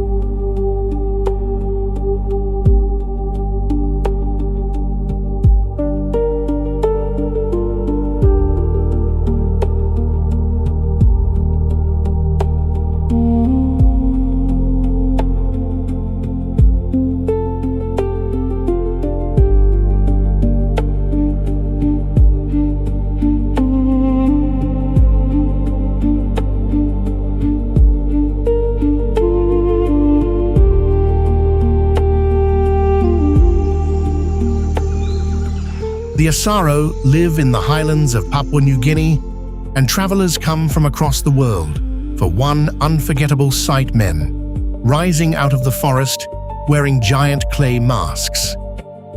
Pale, hollow-eyed heads that swallow the whole face with huge round eyes and a frozen, ghostly stare. There is nothing else on earth quite like it.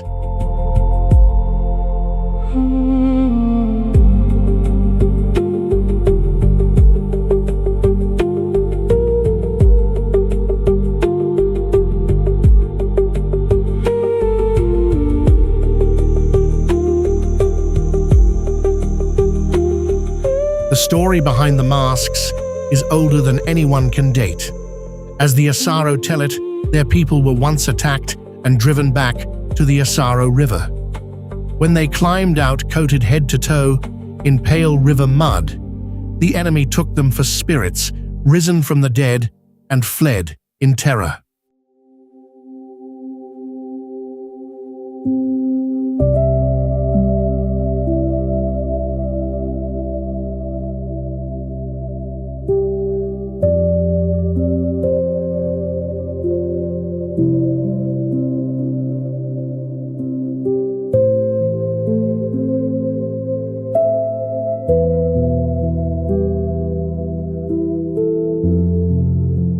Ever since, when the Asaro want to show their strength, they cover themselves in mud and put on the masks, an act of psychological warfare passed down through generations, fear used as a weapon by men with no weapons at all. The masks themselves are made from the clay of the highlands and dried hard over several days. A finished one can weigh more than 5 pounds, about the heft of a bowling ball balanced on your head, and the men wear them in total silence. No words, just the slow approach, and the mask doing the talking.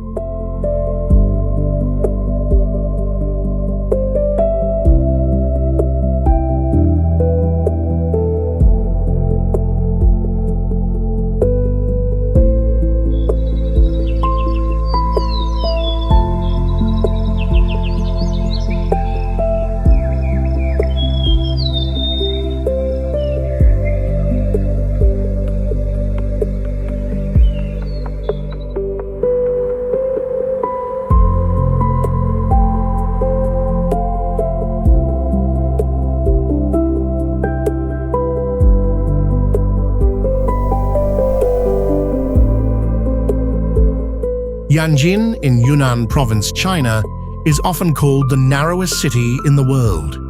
It is wedged into a steep river canyon along the Nanji River, and in many places, the usable ground is only a few hundred feet wide, sometimes less. The whole city is crammed into a crack in the mountains.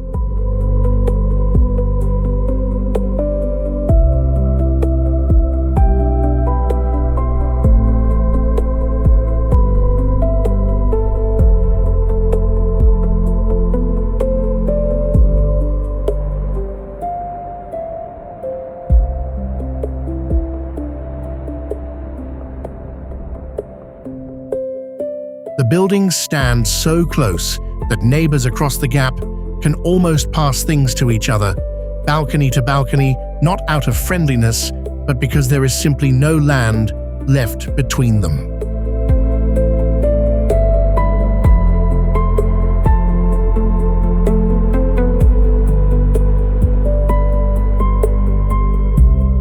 With no room to spread out, the city had only one direction to go up. High-rises climb along the riverbank on tall concrete stilts, and some apartment blocks are built straight on top of the bridges that cross the river because the bridge was the last empty space left.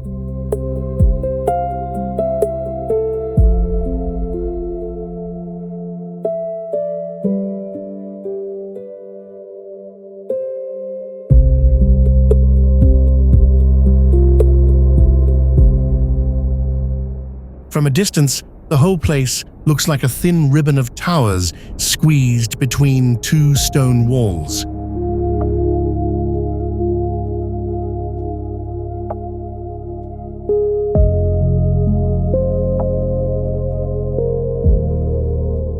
And yet more than 100,000 people call this narrow seam home, getting up for work and school every day with cliffs above them and a river running fast below.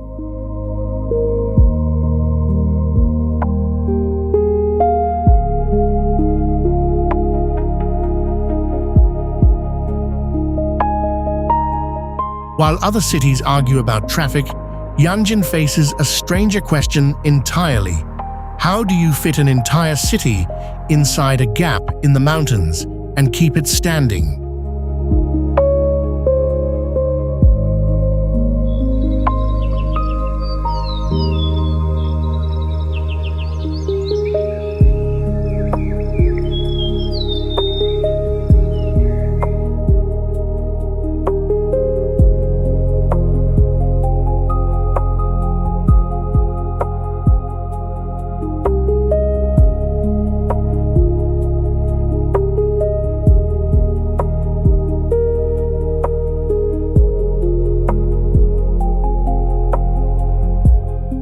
Longyearbyen on the Svalbard archipelago of Norway is one of the most remote towns on Earth, and the place itself has a strange reputation here.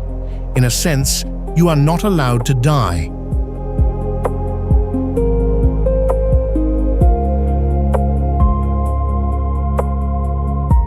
The truth behind it is stranger still. The ground is frozen so hard all year round that buried bodies never decompose. So for decades, the town has not allowed new burials, and anyone who falls gravely ill is sent to the mainland. The cold has the final say, even over death. Winter does not just bring cold, it brings the dark. For months from November into February, the sun never rises at all, and the whole town lives under a blue-black sky around the clock. They call it the polar night. And out beyond the last houses, this is polar bear country. The animals here can weigh as much as 1,500 pounds, and stepping outside town limits without a rifle is not just unwise, it is against the rules. So why live here at all? Longyearbyen began as a coal town in the early 20th century, and today it guards something precious for all of us. The Svalbard Global Seed Vault, buried in the permafrost with more than 1 million seed samples, a backup of the world's crops in case of disaster. Around 2,000 people still live here, going to work, walking kids to school, buying groceries, raising families in the dark, in the cold, beside the bears.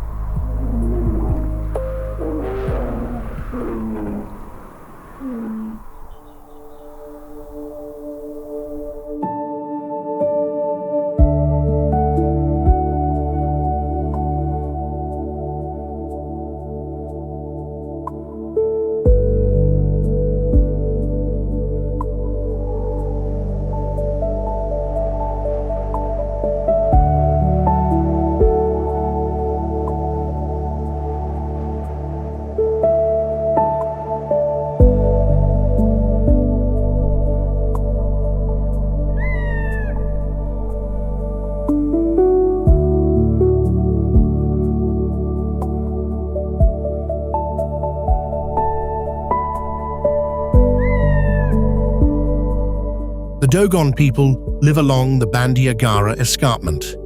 In Mali, a long wall of cliffs in West Africa, where ancient villages cling to the rock, and their everyday genius is built right into their architecture.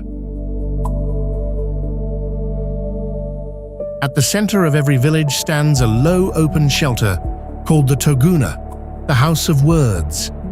It is where the men gather to talk through disputes and make decisions for the community, all in one place. Its secret is the roof. The Toguna is roofed with thick layers of millet stalk, stacked so low that no one can stand up inside it.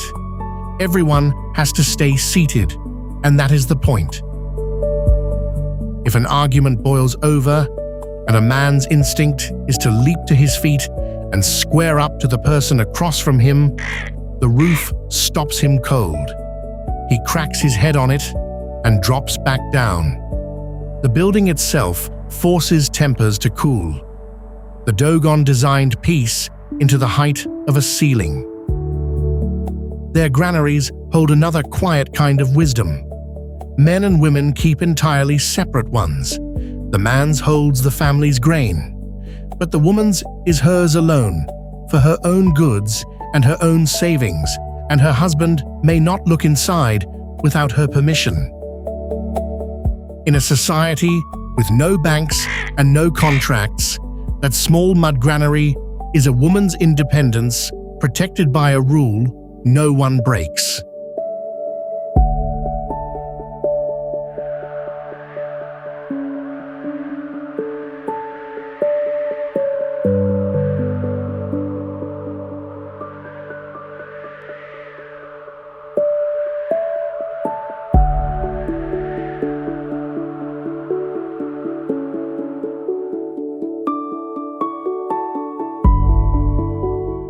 Taos Pueblo in New Mexico is one of the oldest continuously inhabited communities in North America, a cluster of earthen buildings that has stood for more than 1,000 years. To picture that when the first walls went up here, the Roman Empire was already ancient history, and the United States would not exist for another 8 centuries. Yet families still live in these same rooms today, a UNESCO World Heritage Site that never became a ruin. Around 150 people still keep homes in the old structures, living without electricity or running water, just as their ancestors did. The walls are adobe compressed earth, mixed with clay and straw and water shaped into bricks, and dried in the sun, then stacked more than 3 feet thick. That thickness is the whole trick it holds: the cool through the scorching desert summer and the warmth through winters when snow lies on the rooftops. And every year, the community comes together to replaster those walls by hand, the same care passed down through 40 generations. The building survives because the people keep choosing to keep it alive.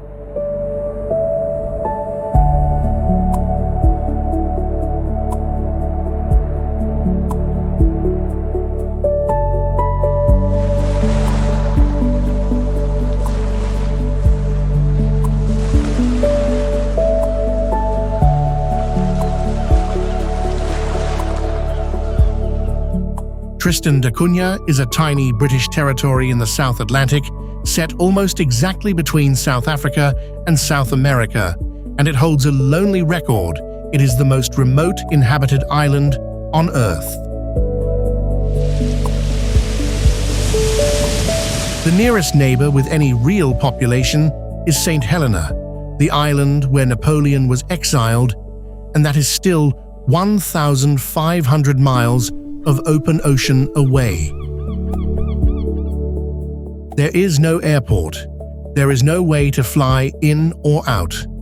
The only way to reach Tristan is by ship, 6 days each way from Cape Town, through some of the roughest seas on the planet, and supply boats come only a few times a year.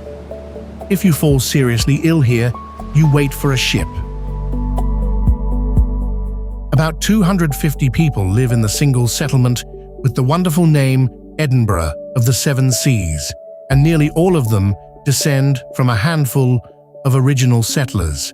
Most share one of just 7 surnames. Meet someone on Tristan, and you are almost certainly meeting a cousin.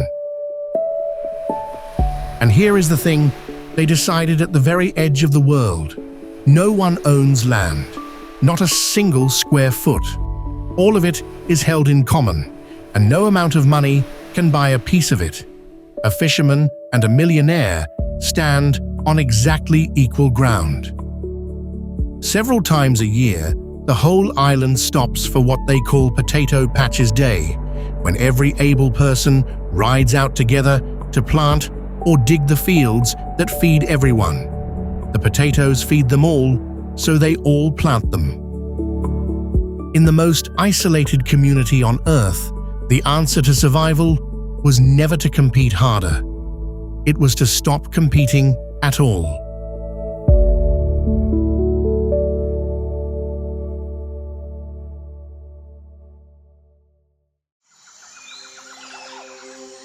So that is 19 of the most impossible places to live on Earth. 19 communities, 19 different answers to the same old question every human has ever faced. How do you survive a world that was never built for you?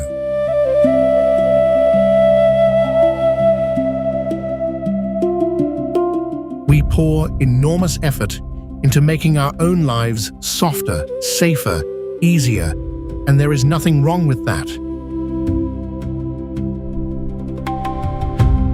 But look back at the people in this journey, the ones who built a whole world from a single palm, who turned a frozen river into a feast, who hung their faith on a rope above a 400-foot drop, who decided that no one should own the ground at all. The harshness, never stripped their humanity away. If anything, it pulled more of it out of them. If this journey changed the way you see the world even a little, leave a comment and tell us which place you would never forget. Subscribe and turn on the bell, and we will see you on the next one.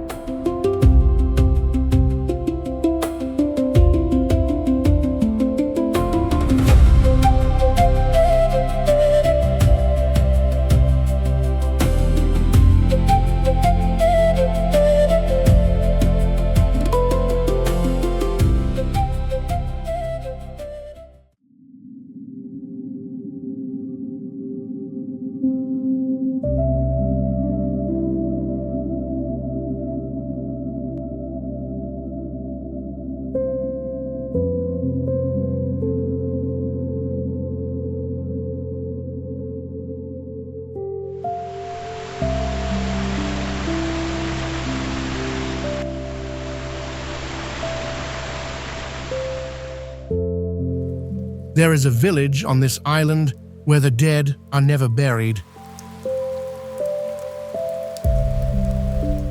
No coffins, no earth piled over them. Bodies rest openly in a sacred grove, beneath the canopy of a single ancient tree, and the air around them carries no smell of death. None. Scientists have studied this. They still don't fully understand it. That village is called Trunyan, one of Bali's last ancient Bali Aga villages, home to the island's original people, and we will get there.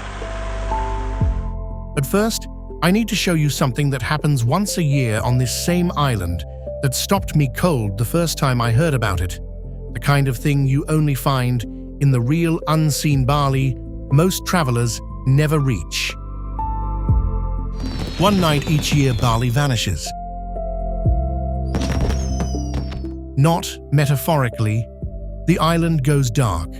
The airport closes not for a storm, not for a strike, but by law. No flights in, no flights out. The roads empty, shops shut, phones go silent. Even the internet slows to almost nothing.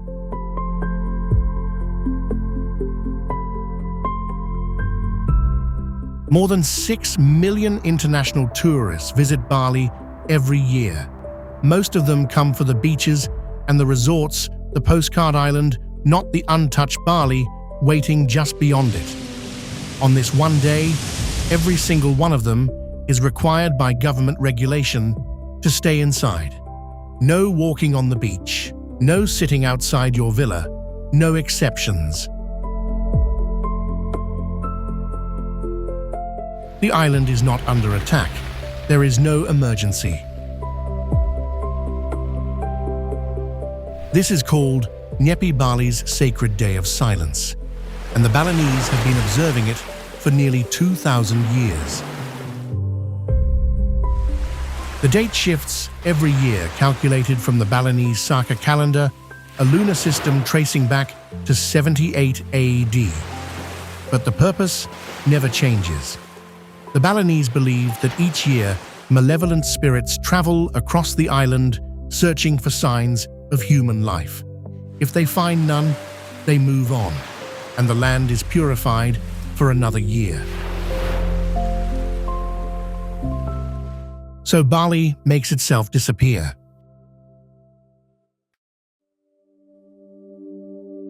By 6 a.m. on Nyepi, the streets are already empty. By midday, the silence is so complete that people in Ubud, one of the busiest towns on the island, say they hear the wind move through the rice terraces in a way they never notice the other 364 days.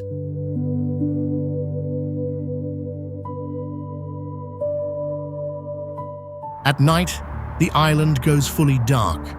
NASA satellite data confirms it. Bali's total light output drops close to 100% during Nyepi night measured against every surrounding island. Java glows to the west, Lombok glows to the east, and where Bali should be, there is almost nothing.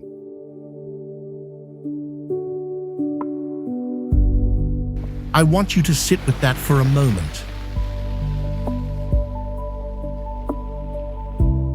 This is an island with an international airport that normally handles over 400 flights a day. It has beach clubs and rooftop bars and every convenience modern tourism demands.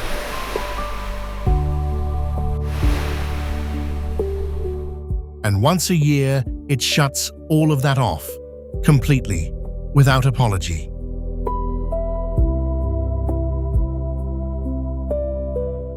Not because it has to, because it chooses to.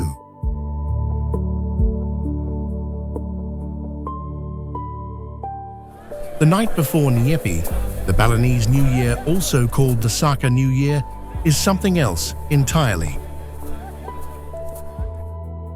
Called Pengarupukan, it is the loudest night of the Balinese year. Enormous effigies called ogo-ogo are paraded through the streets, some of them 4 or 5 meters tall, carried on bamboo frames by teams of young men. These figures take weeks and months to build demon faces, fanged mouths, wild eyes, painted in reds and blacks and golds, the faces of the Bhutakala, the demonic forces Balinese Hinduism drives out each year. Some communities spend more on their ogo-ogo than on anything else all year. The procession moves with gamelan music and drum beats. The noise is meant to confuse the spirits, to drive them toward the edges of the island before the silence begins.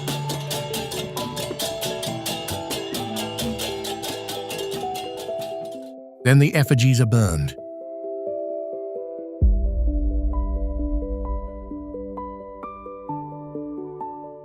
By 6 a.m., the ash is cooling, and the silence has already started.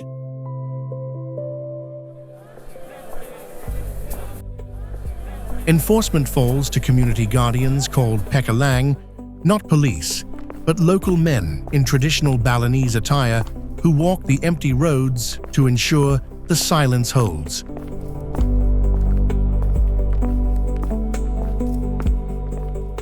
Tourists who step outside receive a firm but respectful conversation. Most comply immediately. Some say it was the strangest and most affecting experience of their lives, sitting alone on a dark veranda on a silent, untouched island, no signal, no noise, nothing but their own breathing and the ocean somewhere in the dark.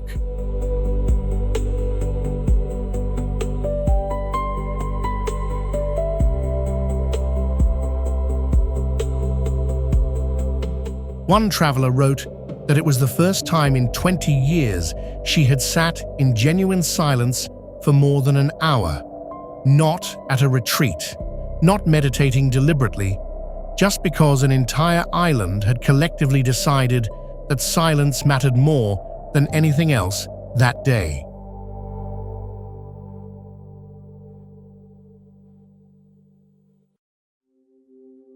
Nipi ends at 6 a.m. the following morning.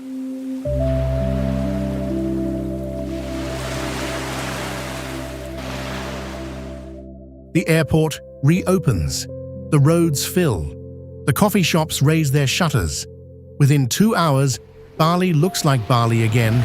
Loud, colorful, relentless.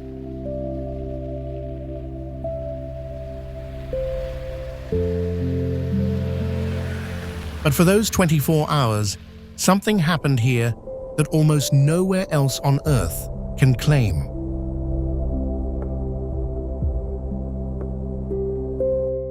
A society of more than 4 million people on one of the most visited islands in the world chose together to become invisible.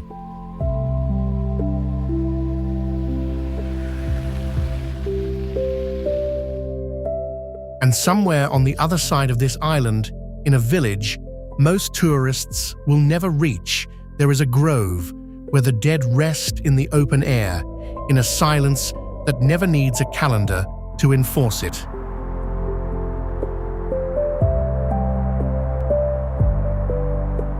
The two things are connected, more than you might think.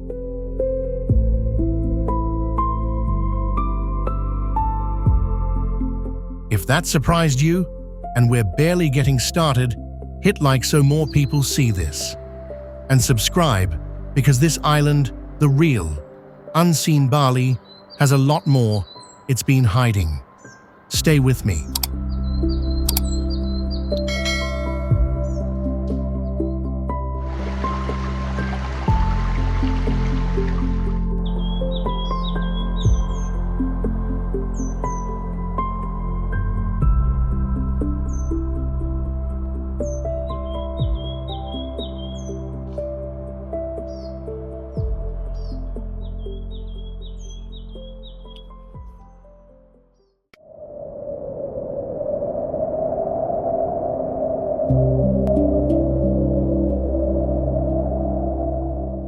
Walk any street in Bali before 8 in the morning and you will step over something small on the pavement.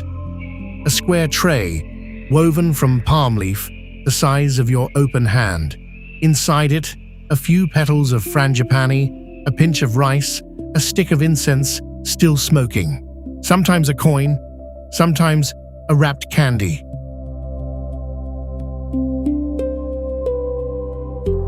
Most tourists step around them without stopping. Some photograph them. A few step on them by accident and feel vaguely guilty about it. This is the real, unseen Bali, hiding in plain sight on every sidewalk. These are called Kanang Sari Bali's daily offerings, and they are not decorations.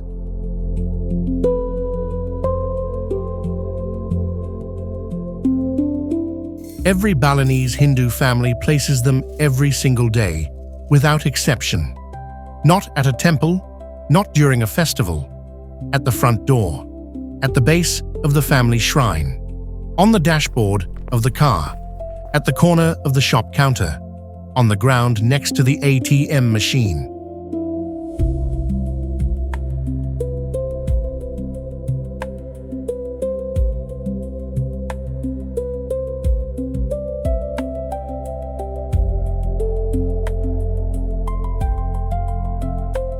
A Balinese woman will make anywhere from a few dozen to over 100 of these offerings before the day begins, folding the palm leaf tray by hand, arranging the flowers by color and direction. White faces east, red faces south, yellow faces west, blue or green faces north. Each direction corresponds to a divine force in Balinese Hindu cosmology. The four corners of the universe held together in something small enough to sit on a sidewalk. The word Kanang comes from two old Kawi words, Ia meaning beautiful and Nang meaning purpose. Sari means essence, a beautiful purpose carrying its essence. The offering is not a wish, it is a repayment, returning something to the forces that keep the world in balance. That philosophy has a name, Trihita Karana, three causes of well-being: harmony with the divine, harmony with other people, harmony with nature. Every Kanang Sari is a small daily physical act of maintaining all three at once.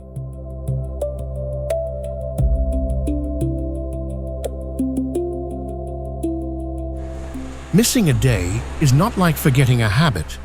It is considered a genuine break in the invisible agreement that holds the community together.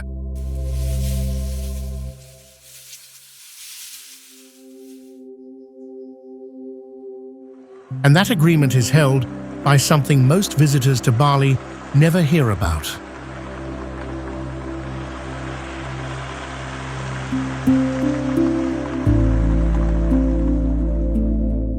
It is called the Banjar, a neighborhood council that predates any government, any colonial administration. Every married Balinese man is a member. Decisions require full consensus. No majority vote, no leader's final word. Everyone agrees, or nothing moves. The Banjar organizes weddings, funerals, land disputes, temple maintenance. But the moment you see it most clearly is during an Odolan, a temple anniversary ceremony held every 210 days at each of Bali's more than 20,000 temples. Do the math on any given day on this island. Dozens of Odolan ceremonies are happening simultaneously somewhere.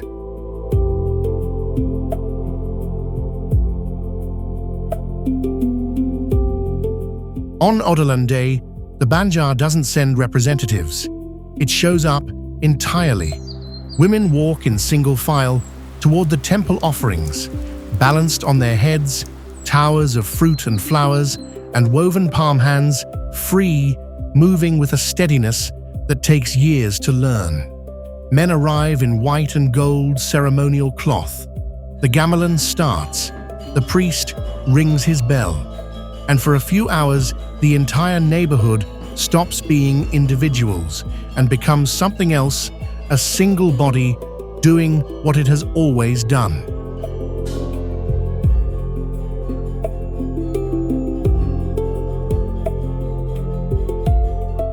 That is the Banjar. Not a meeting, not a rule book, a practice repeated until it becomes the culture itself.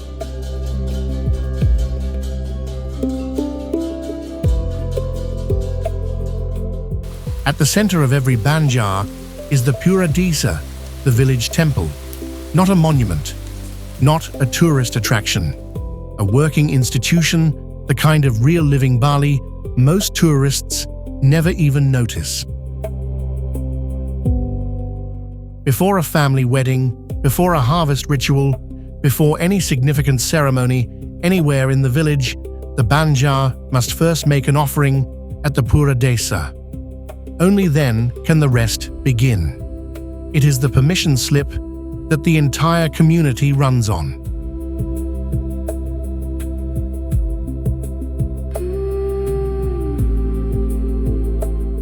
Stand outside one of these temples on a ceremony day, and what you see is not religion in the Western sense, not a congregation sitting in rows waiting to be spoken to.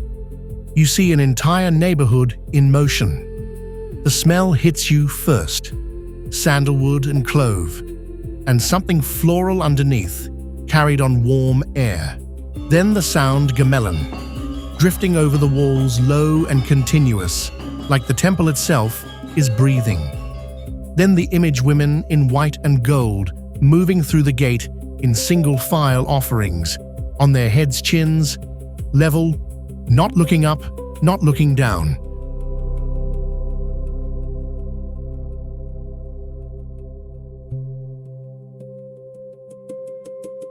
Now drive 20 minutes down the road to Canggu.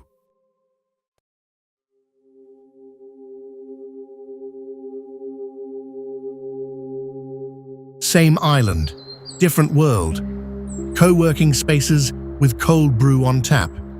Rooftop pools, boutique hotels. Traffic so dense on the main road that locals have mostly stopped trying to cross it on foot. Land prices in Canggu have risen so sharply in recent years that the average Balinese salary, around $240 a month, cannot touch even a small plot of the ground their grandparents farmed.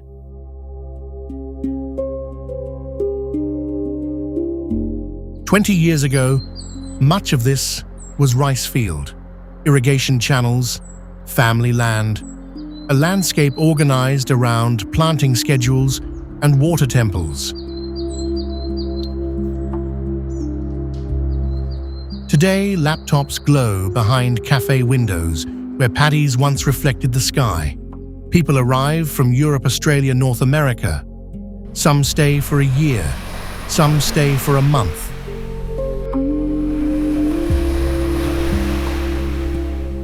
The modern economy rewards movement. The Banjar depends on people staying.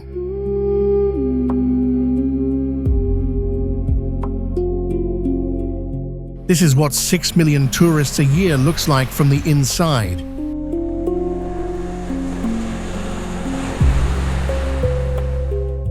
And yet every morning before those co-working spaces open, before the first smoothie bowl is assembled on the same street where the cafe with the neon sign just opened, a woman kneels on the pavement and places a fresh Kanang sari at the threshold. Not because anyone asked, not because a camera is watching, because today is a day, and every day requires this.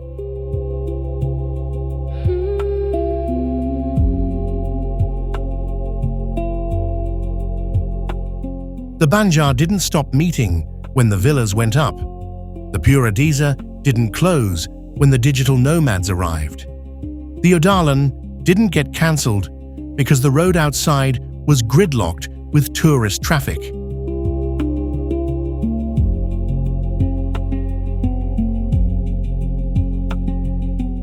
That is the real story of what has kept Bali from becoming just another beautiful place that lost itself to the industry built on top of it.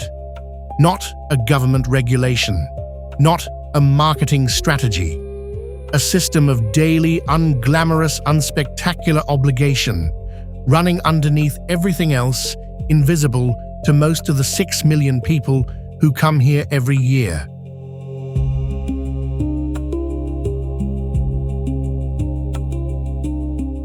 And that same logic, the idea that a shared resource must be managed together with discipline without exception, is what built something even more extraordinary in the hills above Ubud.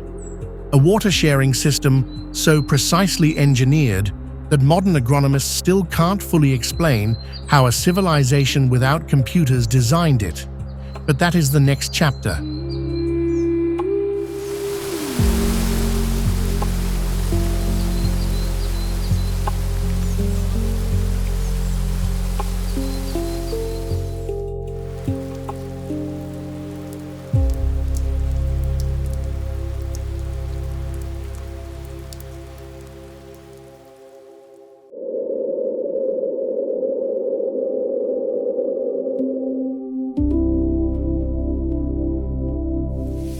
Somewhere in the Ubud Highlands, at almost every coffee plantation that offers tours, there is a small cage.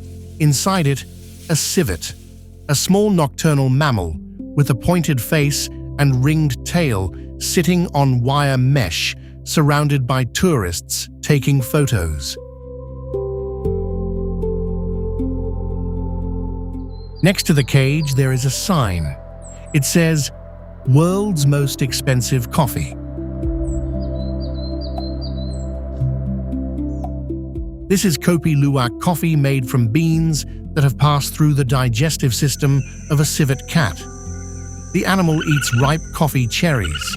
The beans ferment inside its stomach, pass through, and are collected, washed, roasted, and served to you in a small ceramic cup for somewhere between $5 and $80, depending on where you're sitting.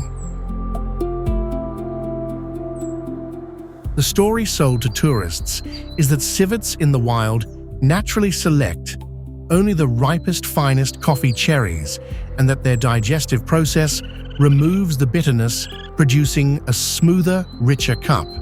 A cup so rare and refined that it has been called the Holy Grail of coffee. Here is what the story leaves out. Kopi Luwak was not invented by Balinese tradition. It was invented by desperation. During Dutch colonial rule of Indonesia, plantation workers were forbidden from picking coffee cherries for their own use.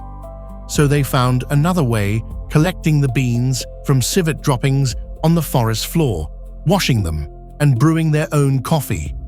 That was the origin, an act of resourcefulness under occupation. What tourists pay for today bears almost no resemblance to that origin.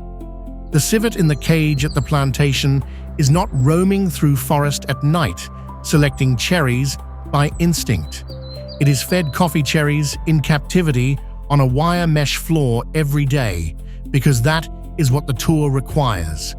Researchers who have studied Bali's Kopi Luwak industry including a peer-reviewed study published in the journal Animal Welfare, found that the vast majority of civets used in tourist-facing operations show signs of chronic stress, nutritional deficiency, and stereotypic behavior from confinement. And the coffee itself.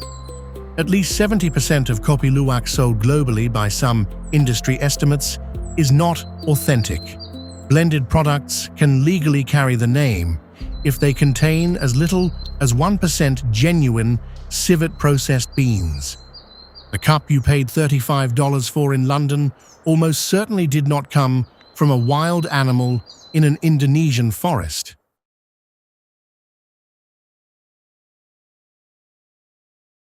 The Balinese themselves do not drink it.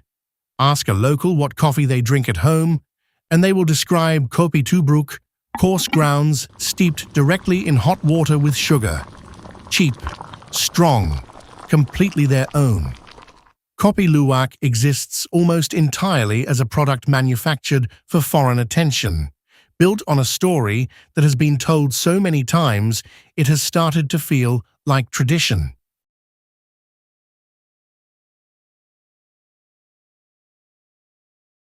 Drive east from Ubud, past the rice terraces and the roadside shrines, and the land begins to climb. The air cools, the traffic thins, and after about 2 hours, the road ends at the base of Mount Lempuyang, one of the 6 holiest temples in Bali, a site so sacred it predates most of the Hindu temples on the island, dating back at least to the 11th century. Most people who come here have seen the same photograph. You probably have too. A split stone gate perfectly framing Mount Agung in the distance, and in the foreground, a mirror-still pool of water reflecting the entire scene. Upward gate volcano sky into something that looks less like a place than a painting.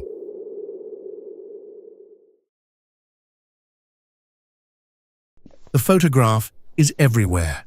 On Instagram, on travel agency websites, on the covers of Bali guidebooks. It is one of the most reproduced travel images of the last decade.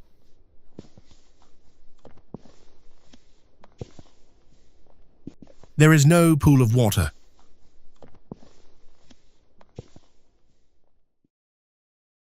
The reflection is created by a photographer standing at the front of a queue that on busy mornings stretches back 1 to 3 hours, holding a small piece of glass beneath your phone's camera lens. The glass catches the sky. The sky reflects upward. The ground disappears, and the image looks like heaven.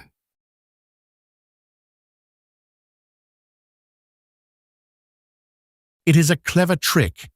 The Balinese figured out that the reflection occasionally appeared naturally when rain puddles formed in front of the gate. When the drainage was improved and the puddles stopped, someone simply continued the effect with a mirror. Now it is a full operation. Dedicated photographers, ticket systems, time slots.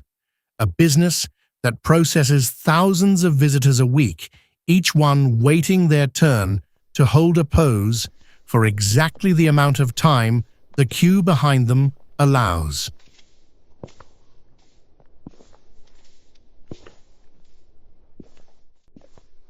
Meanwhile, the temple itself, Pura Lempuyang Luhur, sits at the top of the mountain.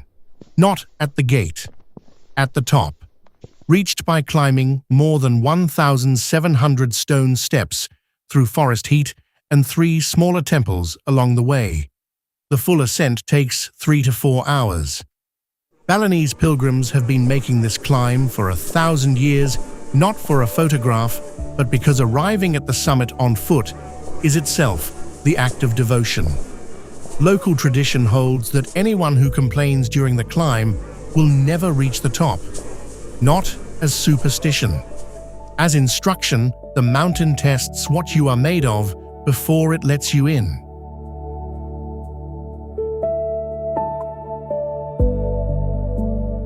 Most tourists never get past the gate.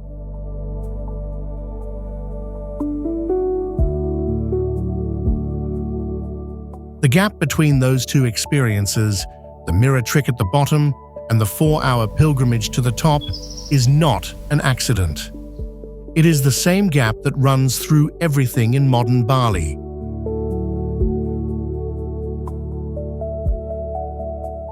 On one side, a surface designed to be photographed, priced for consumption, and optimized for the 30 seconds of attention that a social media post requires.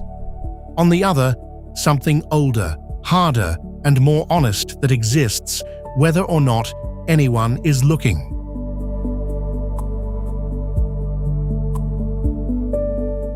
The kopi luwak in the cage and the mirror at the gate are not corruptions of Balinese culture. They are responses to demand. They exist because millions of visitors arrived wanting a story, and the island learned to provide one. The question worth asking quietly without judgment is which story you actually came for.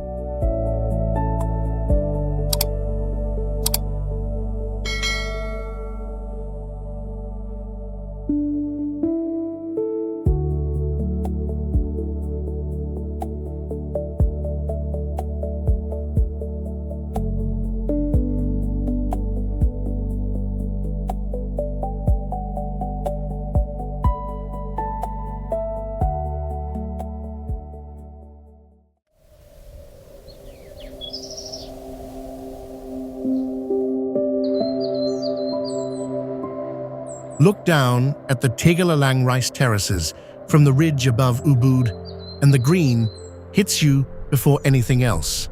Not a gentle green, an almost aggressive emerald, the kind that seems too saturated to be real. The terraces step down the hillside in long curves, following the contour of the land, the way water follows gravity.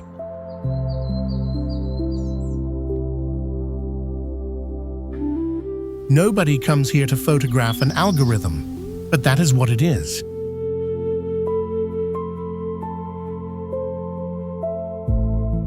The system is called subak.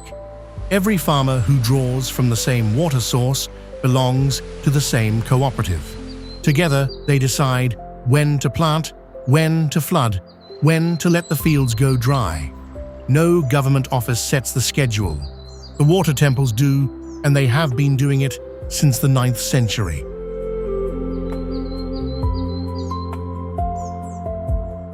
When the Indonesian government pushed the Green Revolution onto Bali in 1971, plant more plant, faster use pesticides, ignore the temple's schedule. The harvests collapsed within a few years. Not from drought, from pests.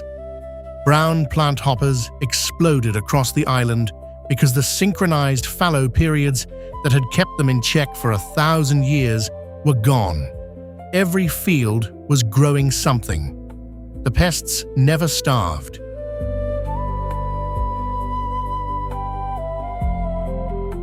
It took nearly 2 decades and an American anthropologist with a computer model to convince the government that what looked like religious ritual was actually the most effective pest management system on the island. In 1988, they gave the water temples their authority back.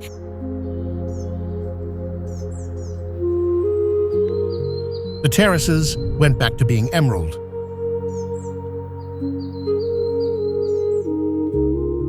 Drive west into the highlands, and Jatilui opens up differently, wider, quieter, no swing sets, no cafes, on stilts. The same subak system, but at a scale where you feel small inside it. Rather than looking down at it, you can hear the water moving through channels in the ground before you see it. Low and continuous. Something working underneath everything else. Now, the place I mentioned at the very beginning.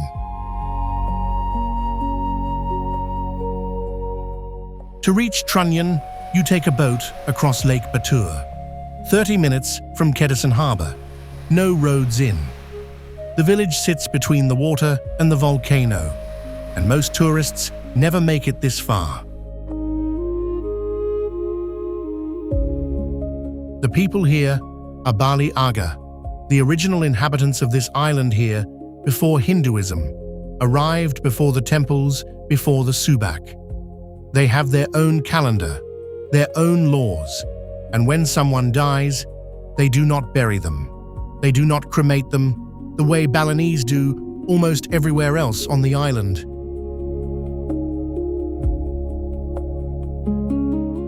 They place the body in an open bamboo cage and leave it above the ground to decompose. There are 11 cages in the cemetery. When all 11 are full, the oldest body is moved aside to make room. The bones remain. The skulls are placed in a row at the base of a tree.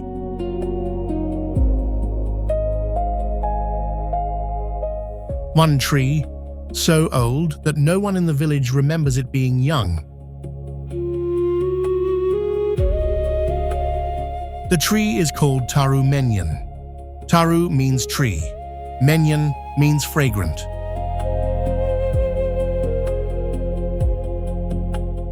Standing in that cemetery surrounded by open decomposition, visitors consistently report the same thing.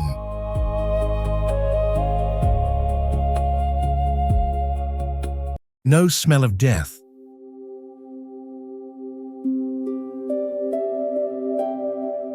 Instead, sandalwood, warm wood, something like incense in a quiet room. The tree produces benzoin resin, a natural antibacterial compound so potent that ancient Egyptians used it in mummification. Medieval European apothecaries imported it from the Indonesian archipelago as a preservative. The word benzoin itself traces back through Arabic, through Catalan, through French to this part of the world. At Trunyan, the resin seeps from the bark into the soil, and the air slowing bacterial activity, neutralizing the gases of decomposition.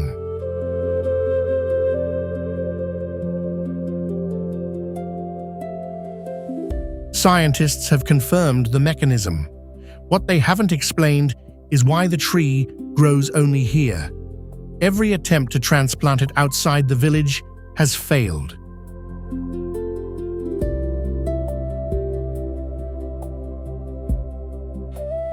The Trunyan people have an answer. They say the tree was here before the village. The village grew around it, not the other way around.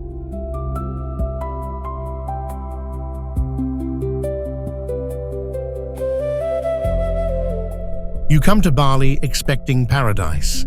White sand, warm water terraces so green, they don't look real.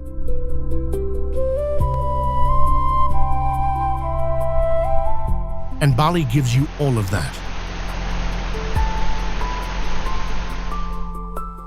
But if you go far enough past the cafes and the mirror tricks and the plantation tours, you end up in a cemetery on the edge of a volcanic lake, standing next to a 1,000-year-old tree that smells of incense, surrounded by the open dead.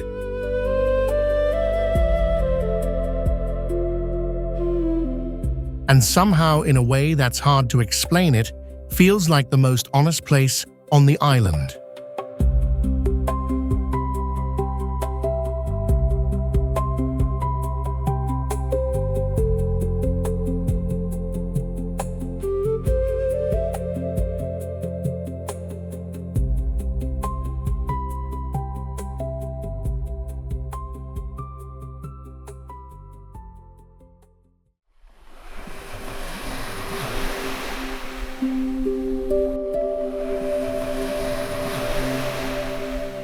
Nusa Penida is a limestone island, 45 minutes by fast boat from Bali's south coast, and the landscape changes completely. No rice terraces, no temples lined with offerings, just cliff faces dropping straight into the Indian Ocean white sand, tucked into coves that the sea has been carving for thousands of years. and roads so rough that most rental car companies won't insure you for driving them.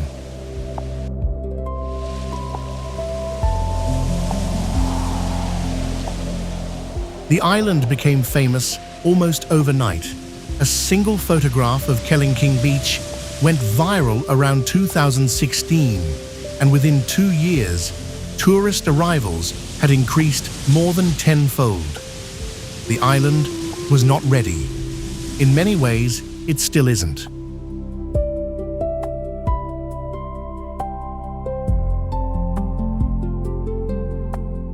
Kellingking Cliff is 180 meters high. From the top, the view looks like something a computer generated: a peninsula of white limestone jutting out into turquoise water. The cliff face shaped from certain angles, like the head of a T-Rex. Below the head, invisible from the top, is a strip of white sand that almost no one reaches.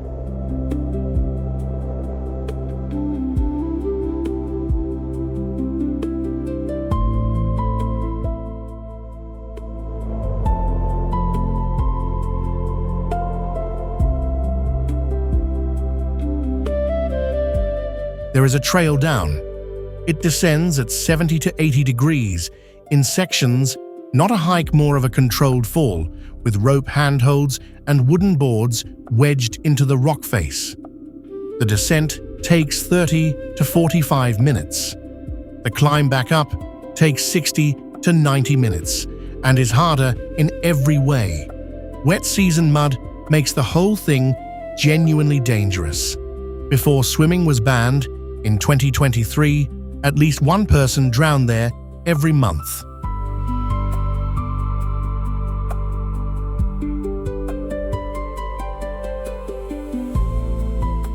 Most tourists stand at the top, take the photograph, and leave.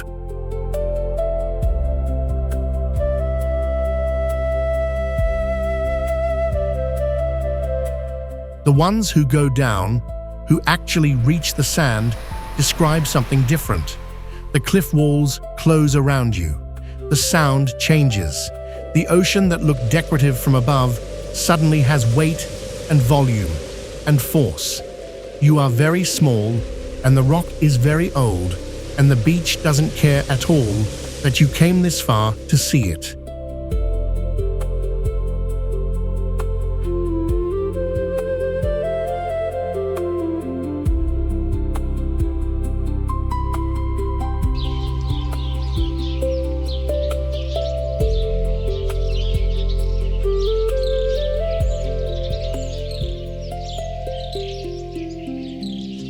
Secumple Waterfall is in the north of the island, in the highlands, above Singaraja, a 3-hour drive from Ubud, through mountain roads and rice country that most tourists never reach.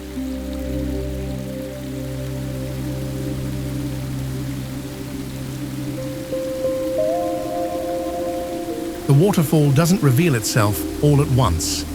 You descend several hundred steps through bamboo forest, cross a river, and then the sound arrives before anything else, a low roar that grows until the air itself feels wet. Then the mist. Then finally, the image: 6 or 7 separate streams of water falling 80 meters down a rock face, dense with moss and fern, the cliff walls rising another 70 meters above that. The whole valley is moving. Nothing is still.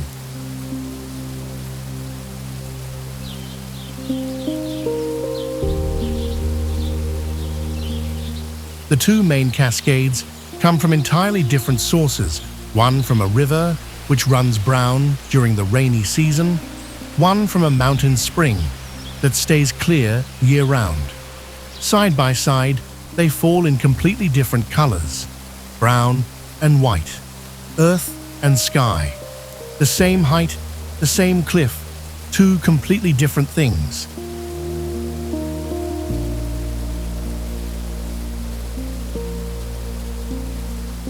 You can't see any of this from the road. You can't see it from the parking area. You have to earn it step by step, and the waterfall waits at the bottom without any interest in whether you show up or not.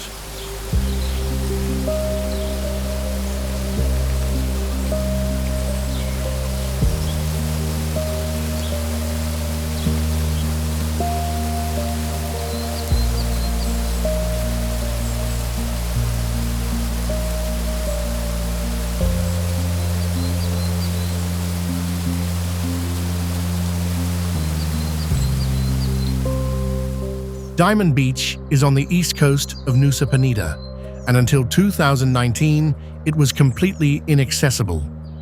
The beach existed visible from the clifftop, photographed from drones, but there was no way down. Then someone carved 166 steps directly into the limestone cliff face.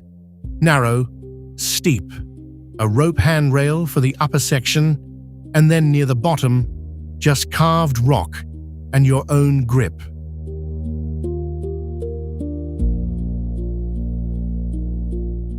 The steps were not installed for comfort. They were installed because the demand was there, and the alternative was watching tourists attempt to climb down anyway without them.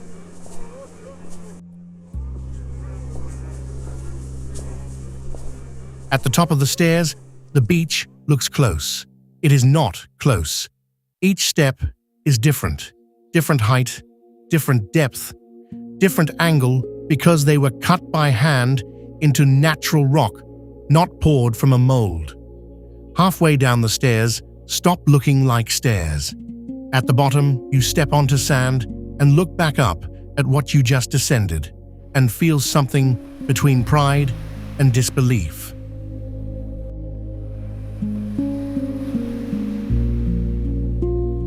The beach itself is quiet. Pale sand water the color of shallow tropical sea palm trees that have grown sideways out of the cliff to reach the light.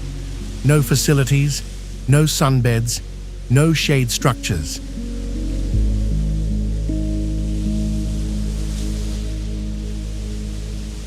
Just the beach and the cliff behind you, and the sound of waves that have been arriving here long before the stairs existed.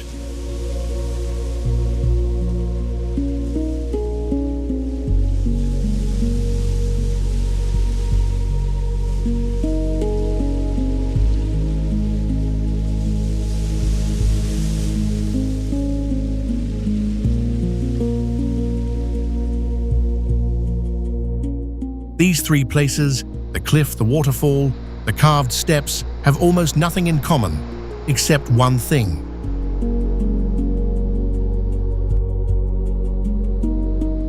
They are beautiful precisely because they make it hard. Not as a philosophy, as a physical fact. The difficulty is not incidental to the experience, it is the experience. Remove the descent, and Kelingking is just a photograph. Remove the river crossings, and Sekumpul is just a tall waterfall. Remove the 166 hand-cut steps, and Diamond Beach goes back to being a place no one could reach.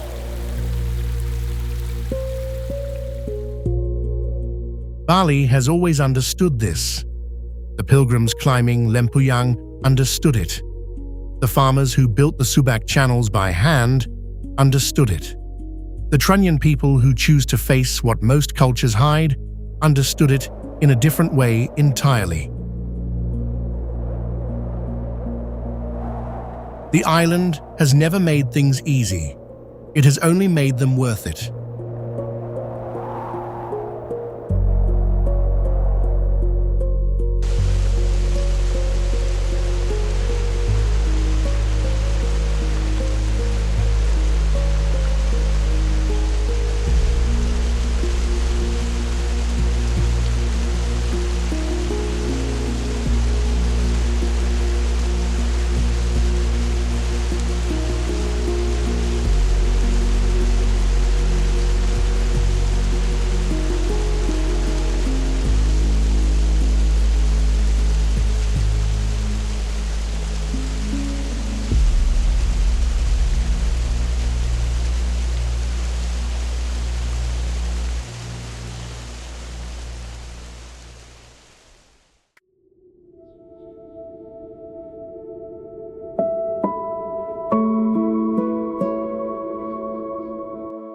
There is a cloth you will see everywhere in Bali if you know to look for it.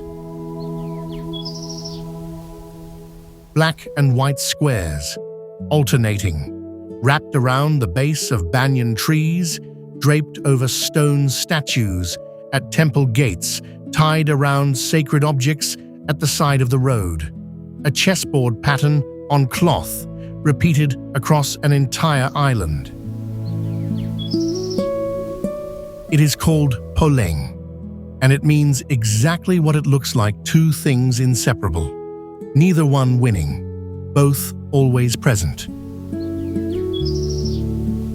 The Balinese have a word for the world you can see, touch and hear: Sekala, the world of rice terraces and ocean swells and women walking to temple with offerings balanced on their heads, the world of satellite images and airport timetables and coffee plantations with animals in cages. And they have a word for the other world: Niskala, the invisible one, the one that runs underneath everything else. The forces that the Kanangzari is placed for every morning, the spirits, the Ogo, are meant to confuse the authority that the water temples hold over the Subak system, the reason a body at Trunnion rests in the open air and the air stays clean. These are not two separate worlds. They are the same world seen from two different angles simultaneously. Like the poleng cloth, you cannot have the black without the white. You cannot have Sekala without Niskala. Pull one away and the other stops making sense. Think about what you have seen in the past 50 minutes. A woman on a floor before dawn, folding palm leaf, placing white flowers toward the east. That is Sekala, the physical act. But what she is maintaining, the invisible agreement between her household and the forces she cannot see, that is Niskala. Two farmers in a temple above a river, deciding together when to flood their fields and when to let them dry. The water flowing through the channels is Sekala, the discipline that has kept pests from destroying the rice for 1,000 years without anyone ever naming it as pest management. That is Niskala. A cliff on a limestone island dropping 180 meters to a beach that will be there whether anyone reaches it or not. The cliff is Sekala. The reason people climb down anyway, the thing that pulls them toward difficulty rather than comfort, that is something closer to Niskala. A tree in a village no one can reach by road, standing over the open dead, the air around it carrying the smell of a quiet room. The tree is Sekala. What happens underneath its roots, what the wood releases into the air that no laboratory has fully reproduced, Niskala. Most visitors to Bali spend their entire time in the Sekala. They photograph the terraces, but don't ask who controls the water. They pay for a cup of coffee and don't ask who built the story around it. They stand at a gate and hold a piece of glass under their camera and post the image and move on. They see the island and they see it clearly, accurately, in full color. They just see half of it. Once a year, the island addresses this directly.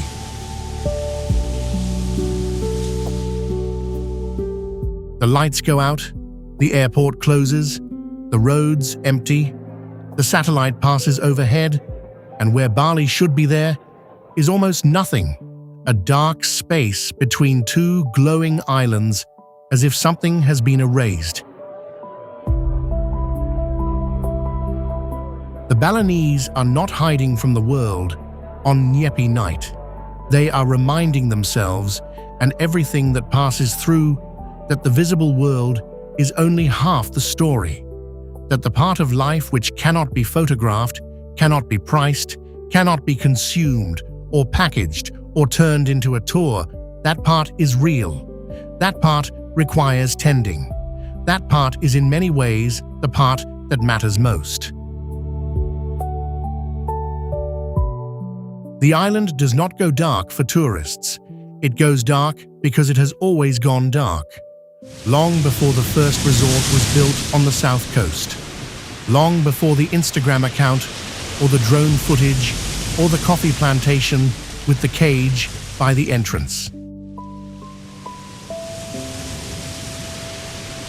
Bali was doing this before any of us arrived, and it will keep doing it after we leave. The last image I want to leave you with is not a mountain or a beach. It is a woman, early morning, kneeling at the threshold of a shop in Canggu.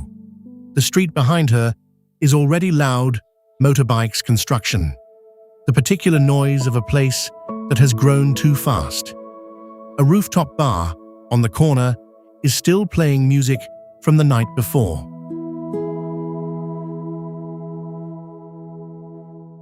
She doesn't look up.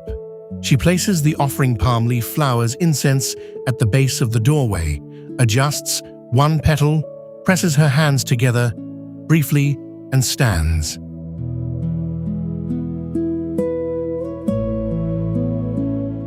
The offering will be there for a few hours. Then it will be swept away, or stepped on, or carried off by the wind. It doesn't matter. Tomorrow, she will make another one.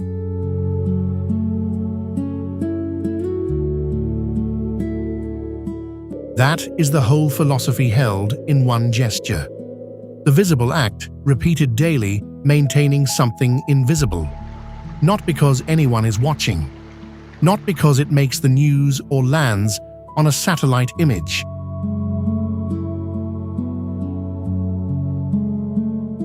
Because today is a day, and every day requires this.